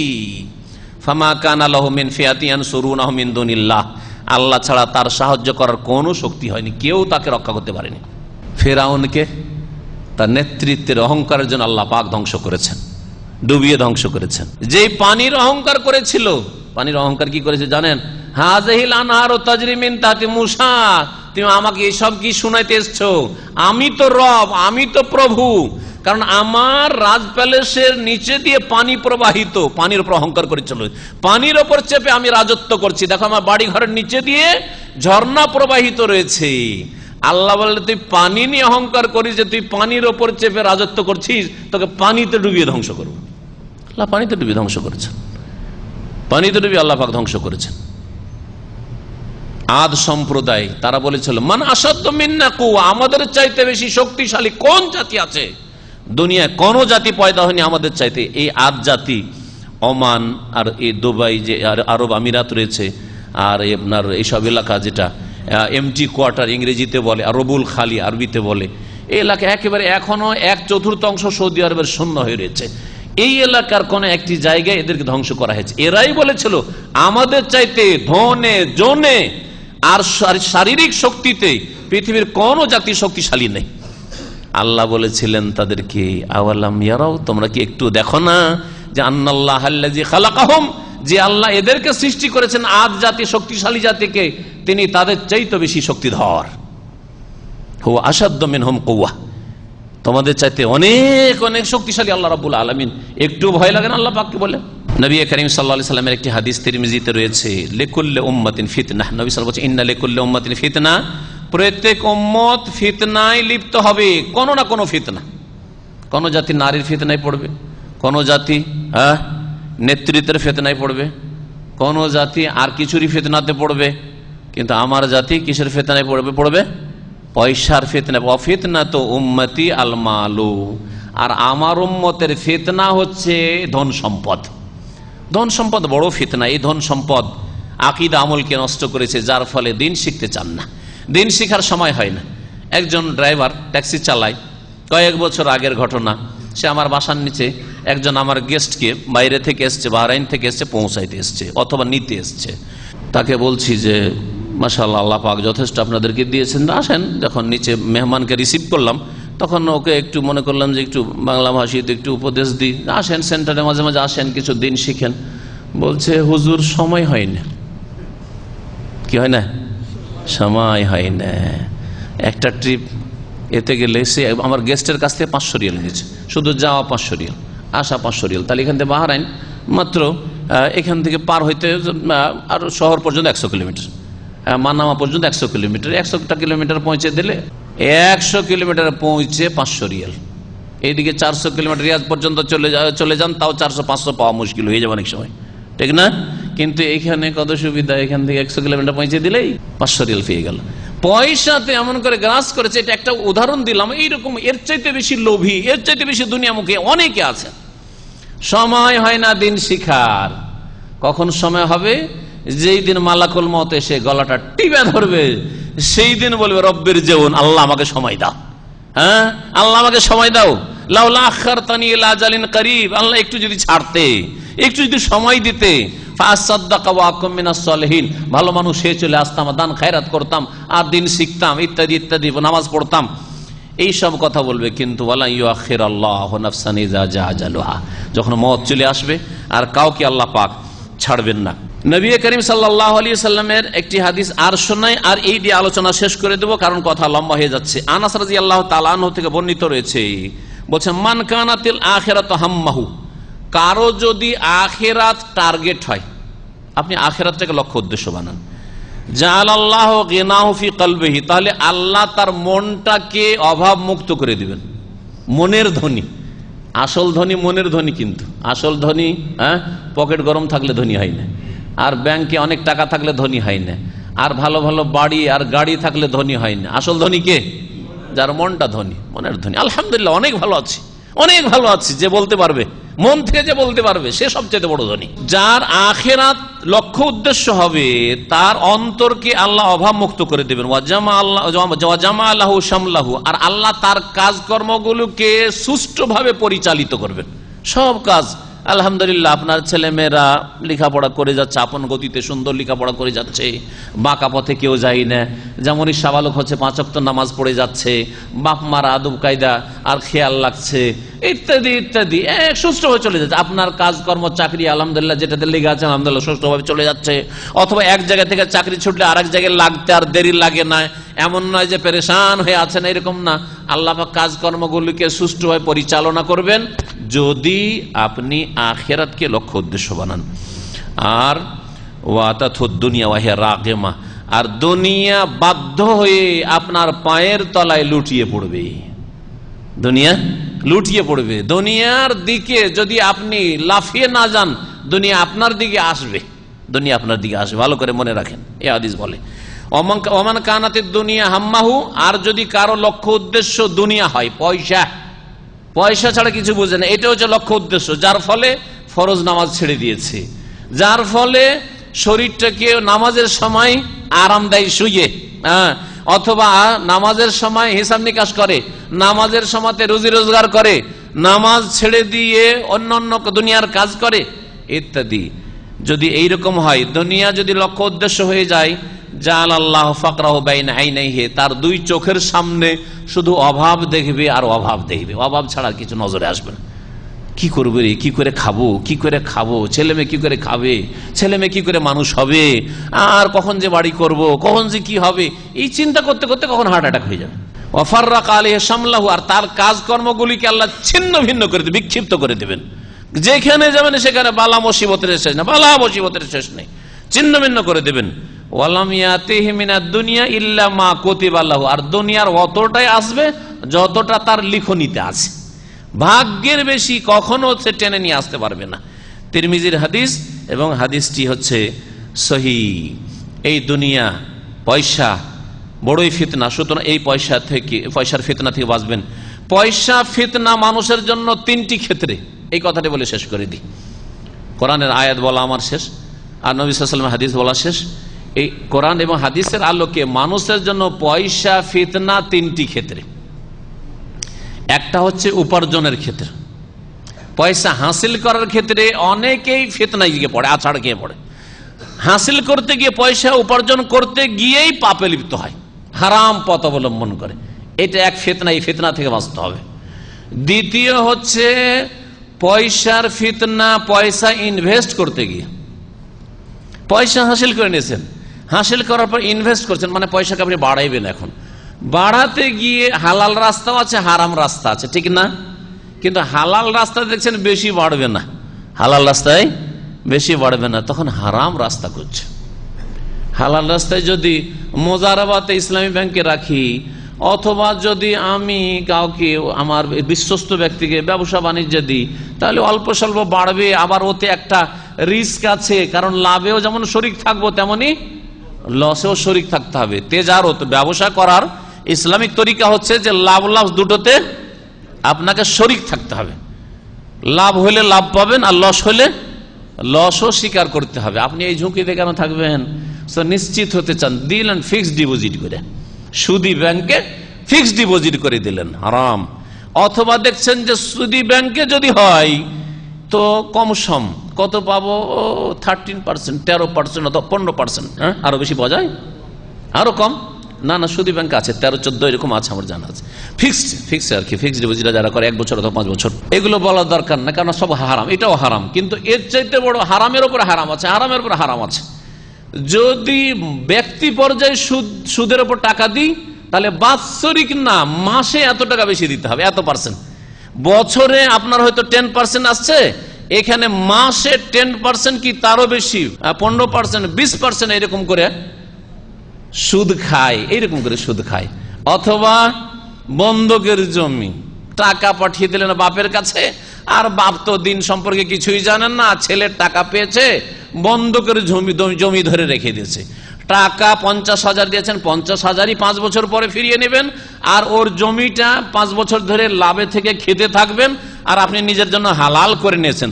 ব্যাপক হারে এই হারাম সুদ খাওয়া চলছে। চিন্তা করেন, 5 বছরে কয়েকশো মন আপনি ধান, গম, পাট ইত্যাদি আপনি ওখান থেকে খেলেন। ওইটা জমি কি আপনার বাবার, না আপনার মায়ের, না আপনার নিজের? কার জমিটা? যেই ব্যক্তি ঋণ নিয়েছে আপনার কাছ থেকে, তার না জমি? মালিক কে? মালিক আপনি? মালিক আপনি না। আপনি এটা কি জন্য নিয়েছেন? যে ধার দিয়েছি। তো ধার দিয়ে যদি কোনো লাভ নেওয়া যায়, এর নামই তো সুদ। লস হোক আর লাভ হোক, কিন্তু কথা হচ্ছে যে এটা সুদ। প্রশ্ন পরে করবেন, কিন্তু ভালো করে শুনে রাখেন, এটা হচ্ছে সুদ। নবী সাল্লাল্লাহু আলাইহি সাল্লাম সুদ বলেছেন। একটা ঘোড়া, কাউকে টাকা দিলেন 10,000 টাকা, নবী সাল্লাল্লাহু আলাইহি ঘোড়া ছিল বা উট ছিল, ঘোড়াটা বা উটটা আপনি জামানতে রাখলেন যে তুমি টাকা দিবে কি দিবা না জানি না, তোমার উটটা আমার কাছে জমা করে যাও, এটা জামানত রেখে যাও, বন্ধক রেখে যাও, বন্ধক বলা হয়। এই ঘোড়ার পিঠে বা উটের পিঠে যদি চাপেন আর পরে পয়সাটা ফুল ফিরিয়ে নেন, তাহলে এই ঘোড়ার পিঠে চাপাটা বা উটের দুধ খাওয়াটা সুদ। এটা সুদ। এখনকার যুগে, এখন ঘোড়ার যুগ নেই, আর এর যুগ নাই, উটের যুগ নেই, এখন গাড়ির যুগ আছে। একটা লোকের গাড়ি আছে, যেই লোক আমার কাছ থেকে 5,000 রিয়াল ধার নিল, ধার নেওয়ার আগে কোনোদিন তার গাড়িতে আমি চাপতেও চাইনি, সেও কোনোদিন আমাকে নিজে থেকে চাপায়নি। কিন্তু যেই দিন থেকে তাকে ধার দিয়েছি, সেই দিন থেকে টেলিফোন করে, সে কোনো জায়গায় যাওয়া লাগবে, আসেন, কোন জায়গায় যাবেন, আসেন। আর ওর গাড়িতে আমি চাপতে লাগলাম বিনা পয়সায়, ট্যাক্সি, তার গাড়িতে আমি ফিরি চাপতে লাগলাম। এটা আমার জন্য জায়েজ? এটা সুদ, এটা সুদ, এটা সুদ। ওকে পয়সা দিয়ে চাপতে হবে, কারণ সে চাপাচ্ছে কেন আপনাকে গাড়িতে? এই জন্য আপনার গাড়িতে উঠাচ্ছে যে আপনি তাকে ধার দিয়ে রেখেছেন, আর আপনিও বিনা পয়সাতে তার ট্যাক্সিতে, লেমুজিনে চাপছেন আর ভাড়া দিচ্ছেন না, যে ওকে তো আমি 5,000 ধার দিয়ে রেখেছি, আর 10টা টাকার আমার কাজ করে দিবে না? তাহলে এটা সুদ। এইটা যদি সুদ হয়, তো এই জমির বন্ধক খাওয়া, আমার বন্ধকের বিধান একটা বক্তব্য ইন্টারনেট আছে, ভালো করে শুনে নেবেন। বন্ধক হচ্ছে সুদ। তো এইরকম বহু সুদের কারবার অনেকে করে থাকে। কি বলছিলাম, যে পয়সা ইনভেস্ট করার ক্ষেত্রে অনেকে ইনভেস্ট করলেন সিগারেট কোম্পানিতে, শেয়ার ব্যবসা আপনার, শেয়ার ব্যবসা, মদ company, 5 star hotel company, 5 star হোটেলে মদও থাকে আর জেনাও থাকে, ধরেন সৌদি আরব ছাড়া অন্য দেশে। তো এখন এই যে পয়সা ইনভেস্ট করলেন, ইনভেস্ট করার ক্ষেত্রেও ধন সম্পদ হচ্ছে ফিতনা, উপার্জনের ফিতনা থেকে বাঁচতে হবে, আর ইনভেস্টের ফিতনা থেকে বাঁচতে হবে। 3 নম্বর হচ্ছে ব্যয় করার ফিতনা, খরচ করার ফিতনা। খরচ করার ক্ষেত্রে হারামে একটা পয়সা খরচ করা যাবে না। আপনি ভাবছেন যে জর্দা, আমি আর কি 2 রিয়ালে তো জর্দা কিনল, সিগারেট, 1 প্যাকেট সিগারেট আর কত হয় না, 5টা টাকা হইল, একটা সিগারেট কয় পয়সার বা হইল, হারাম। এটারও জবাব দিতে হবে আপনাকে। ওয়ান মালিহি মিন আইনা ইকতাসাবাহু ওয়া ফীমা আনফাকাহু। কিয়ামতের দিনে 5টি যে বড় বড় প্রশ্ন হবে, তার একটি হবে ধন সম্পদ সম্পর্কে। 2 দিক থেকে প্রশ্ন। মিন আইনা ইকতাসাবা, উপার্জন কোথা থেকে করেছিল, আর অফিমা আনফাকাহু, কোথায় খরচ করেছিল। তাহলে পয়সা খরচ করার ক্ষেত্রে ফিতনা, এক ফিতনা হচ্ছে কি হারামে খরচ করা, নাজায়েজ কাজে খরচ করা, আর এক ফিতনা হচ্ছে প্রয়োজনের বেশি খরচ করা। আমার এই ঘড়িটা টাইম দেওয়ার জন্য যদি আলফাজেরও ঘড়ি হয় তো 200-300 রিয়াল যথেষ্ট, ঠিক না? কিন্তু 5000-10,000 রিয়ালেরও ঘড়ি আছে, যদি 5000-10,000 রিয়াল ঘড়ি পরি তো এটা অপচয় নয়? অপচয় কিনা? অপচয়। একটা বিয়ে 1-2 লাখ টাকাতে সারা যায়, আপনি 10 থেকে 20 লাখ টাকা একটা বিবাহতে খরচ করবেন, অপচয় নয়? অপচয়কারী কার ভাই? হ্যাঁ, মুসলিমের ভাই। আল্লাহ বলছেন কানু ইখওয়ানা শায়াতিন, শয়তানের ভাই। তাহলে শয়তানের ভাই, তাহলে বোঝা গেল যে হারাম খরচের আর একটা দিক হচ্ছে অপচয় করা, অপচয় অপব্যয় করা। এটা হচ্ছে আর এক ধন সম্পদের ফিতনা। ধন সম্পদের একটি ফিতনা হচ্ছে কৃপণতা, বখিলি করা। বাপ মাকে দেওয়া লাগবে, ওদের চিকিৎসার পয়সা দিচ্ছেন না, ওদের খাওয়ার পয়সা দিচ্ছেন না, ওদের শীতকালে কাপড় চোপড় জুতা স্যান্ডেল লাগবে তাই দিচ্ছেন না ভালো করে, হ্যাঁ। তারপরে স্ত্রী ছেলে মেয়ের ভরণ পোষণের খরচ দিচ্ছেন না, ওখানেও কৃপণতা। তারপরে দিনের ক্ষেত্রে দান খায়রাত করা লাগবে, আপনার আশেপাশে এতিম বিধবারা বসবাস করে, তাদেরকে দেওয়া ফরজ আপনার, এটাকে আপনি সুন্নাত মুস্তাহাব মনে করবেন না? আপনার বাড়ির পাশে বিধবা রয়েছে, আপনার বাড়ির পাশে এতিম রয়েছে, তাদের খাওয়া খরচ নেই, শীতের বস্ত্র নেই, আর তাদের বাড়ি ঘর নেই, আর আপনি মনে করবেন যে আমার জন্য এটা নফল দান? নফল নাই, ফরজ। তাহলে এই 3টি কথা মনে রাখবেন। ধন সম্পদের ক্ষেত্রে এই 3 ফিতনা থেকে বাঁচতে হবে। উপার্জনের ক্ষেত্রে হারাম উপার্জন থেকে বাঁচবেন, আর ইনভেস্ট করার ক্ষেত্রে হারাম জায়গায় ইনভেস্ট করা থেকে বাঁচবেন। এমন হারাম শেয়ার ব্যবসায় যাবেন না, বা হারাম আপনি ব্যবসা বাণিজ্যে যাবেন না, হারাম কাজের দোকানপাট খুলবেন না। অনেকে ছেলে মেয়েদের জন্য সিনেমা হল রেখে গেছে। আমার এলাকায় এক হাজি ছিল, হাজি একটা সিনেমা হল তৈরি করে গেছে, কিছুদিন পরে মারা গেছে, ওর ছেলে মেয়েদের জন্য রুজি রোজগার রেখে গেছে ওই সিনেমা হলটা। বলেন তো এটা ইনভেস্টের ক্ষেত্রে ফিতনা, মাল ফিতনা, ধন সম্পদ ফিতনা, আর খরচ খরচা করার ক্ষেত্রে ফিতনা। আল্লাহ পাক সমস্ত রকমের ফিতনা থেকে আমাদের বেঁচে থাকার তৌফিক দান করেন। আল্লাহ পাক আমাদের গুনাহ খাতা যেন মাফ করে দেন। আল্লাহ পাক আমাদের ঈমানকে যেন মজবুত করে দেন। আখিরাত সম্পর্কে চিন্তাশীল হওয়ার আল্লাহ পাক যেন তৌফিক দান করেন। 5 ওয়াক্ত নামাজ আমাদের আদায় করার তৌফিক দান করেন। আপনাদের কাছে একটি দরখাস্ত করছি, ফজরের নামাজটা মসজিদে এসে পড়তে হবে। কে কে পড়তে পারবেন একটু হাত ওঠান তো। আল্লাহ পাক যেন তৌফিক দান করেন। আল্লাহ পাক আপনাদের এই নেক নিয়তকে যেন কবুল করেন। আল্লাহ 5 ওয়াক্ত নামাজ মসজিদে জামাতে পুরুষদেরকে পড়ার জন্য তৌফিক দান করেন। মা বোনদেরকে আল্লাহ পাক সময় মতো সূর্য ওঠার আগে ফজর নামাজ পড়ার জন্য তৌফিক দান করেন। আল্লাহ পাক রব্বুর আমাদের আখলাক চরিত্র গঠনের যেন তৌফিক দান করেন। আল্লাহ পাক আমাদের রুজিতে যেন বরকত দান করেন। শরীর স্বাস্থ্যে আল্লাহ পাক যেন বরকত দান করেন। ছেলে মেয়েতে আল্লাহ পাক যেন বরকত দান করেন। আল্লাহ পাক রব্বুর আমাদের কাজকর্ম ব্যবসা বাণিজ্য যার যে কাজ রয়েছে আল্লাহ পাক যেন বরকত দান করেন। আমাদের ছেলে মেয়েদেরকে নেক বানাবার জন্য আল্লাহ পাক তৌফিক দান করেন। আল্লাহ পাক রব্বুল আলামিন আমাদের শেষ অবস্থা যেন ভালো করেন, আর ঈমানের অবস্থায় কালেমা লা ইলাহা ইল্লাল্লাহর শাহাদাতের সাথে ভালো অবস্থায় আমাদেরকে আল্লাহ পাক যেন মৃত্যু দান করেন। আমাদের সকলকে আল্লাহ পাক জান্নাতুল ফিরদৌস যেন দান করেন। জাহান্নামের আযাব থেকে আল্লাহ পাক যেন রক্ষা করেন। কবর আযাব থেকে আল্লাহ পাক যেন রক্ষা করেন। যেসব ভাই বোনেরা অসুস্থ রয়েছেন, এখানে হাজির হয়েছেন অথবা হাজির হনে তাদের আত্মীয় স্বজন বা মুমিন মুমিনাত, আল্লাহ পাক তাদের বালা মুসিবত, তাদের ব্যাধি যেন আল্লাহ পাক দূর করে দেন, তাদেরকে যেন আরোগ্য দান করেন। আল্লাহ পাক রব্বুল আলামিন আমাদের দুনিয়া আখিরাতের সার্বিক কল্যাণ যেন দান করেন। রব্বানা আতিনা ফিদ দুনিয়া হাসানা ওয়া ফিল আখিরাতি হাসানা ওয়া কিনা আযাবান নার। দুনিয়াও আল্লাহ চাইতে বলেছেন। এই দোয়াটির তরজমা করে দিয়ে শেষ করছি। রব্বানা, হে আমাদের রব, আতিনা ফিদ দুনিয়া হাসানা, দুনিয়ারও কল্যাণ দান করো। তাহলে দুনিয়া চাওয়াটা মন্দ কাজ নয়। অফিল আখিরাতে হাসানা, আর পরকালেরও কল্যাণ দান করো। ওয়া কিনা আযাবান নার, জাহান্নামের আযাব থেকে রক্ষা করো। কিন্তু 1 নম্বরে কোনটা থাকতে হবে? আখিরাতের কাজ, মানে দিনের কাজটা আপনার থাকতে হবে। নামাজ পড়া হয়ে গেছে, আপনার শরীর চলছে, আপনি খুব ডিউটি করেন আর খুব রোজগার করেন, অসুবিধা নেই। নামাজ পড়া হয়ে গেছে, দিনের ফরজ কাজ করা হয়ে গেছে, হালাল রুজি করবেন। যে কোনো জায়গায় আপনি হালাল রুজি করেন, যদি আল্লাহ পাক ওই রকম কাজের সুযোগ সুবিধা দেন, আর আপনি যদি নিরাপদ কাজকর্ম করতে পারেন তো করেন, কোনো অসুবিধা নেই। আল্লাহ পাক রব্বুল আলামিন আমাদের রুজিতে বরকত দান করেন। আল্লাহ পাক রব্বুল আলামিন দিন দুনিয়া সার্বিক যেন আল্লাহ পাক আমাদের কল্যাণ করেন। ওয়া সাল্লাল্লাহু আলা নবিয়িনা মুহাম্মদ ওয়া আলা আলিহি ওয়া সাহবিহি আজমাইন। একটা গুরুত্বপূর্ণ প্রশ্ন করেছে অনলাইনে, নেটে আমাদের ভাইরা অনেক দূর দূর থেকে শুনছেন। বলছেন যে একজন ভাই ক্যান্সারে আক্রান্ত, আল্লাহ পাক যেন শিফা দান করেন। তো তিনি এখন শেষ অবস্থায়, এখন কি আমল করবেন? আল্লাহ পাক নবী সাল্লাল্লাহু আলাইহি সাল্লামকে যখন মক্কা বিজয় হয়ে গেল, আর তারপরে মক্কা মদিনা সব ইসলামিক স্টেট হয়ে গেল, তখন সূরা ইজা জা নাসরুল্লাহ নাজিল করেছে। জানেন কিনা সূরা ইজা জা নাসরুল্লাহ, আল্লাহর নাসর মানে আল্লাহর সাহায্য চলে এসছে, ওয়াল ফাতহু আর বিজয় হয়ে গেছে, মক্কা বিজয় হয়ে গেছে। এখন ওয়ারাআইতান নাস ইয়াদখুলুনা ফি দীনিল্লাহি আফওয়াজা, আর লোকজন দলে দলে, এখন একটা দুটা করে নয়, লোকজন দলে দলে ইসলাম গ্রহণ করছে, শত শত। এখন তোমার দুনিয়ার কাজ শেষ হয়ে গেছে, আর দুনিয়ায় তুমি হে নবী বেশি দিন থাকবে না, আল্লাহ ইঙ্গিত করছেন। সুতরাং কি করতে হবে? ফাসাব্বিহ বিহামদি রাব্বিকা ওয়াস্তাগফিরু, তিনটি কাজ আল্লাহ করতে বলেছেন। তসবিহ করো, সুবহানাল্লাহ বেশি বেশি পড়ো, আর আল্লাহ পাকের প্রশংসা আলহামদুলিল্লাহ বেশি বেশি পড়ো, আর আস্তাগফিরুল্লাহ বেশি বেশি পড়ো।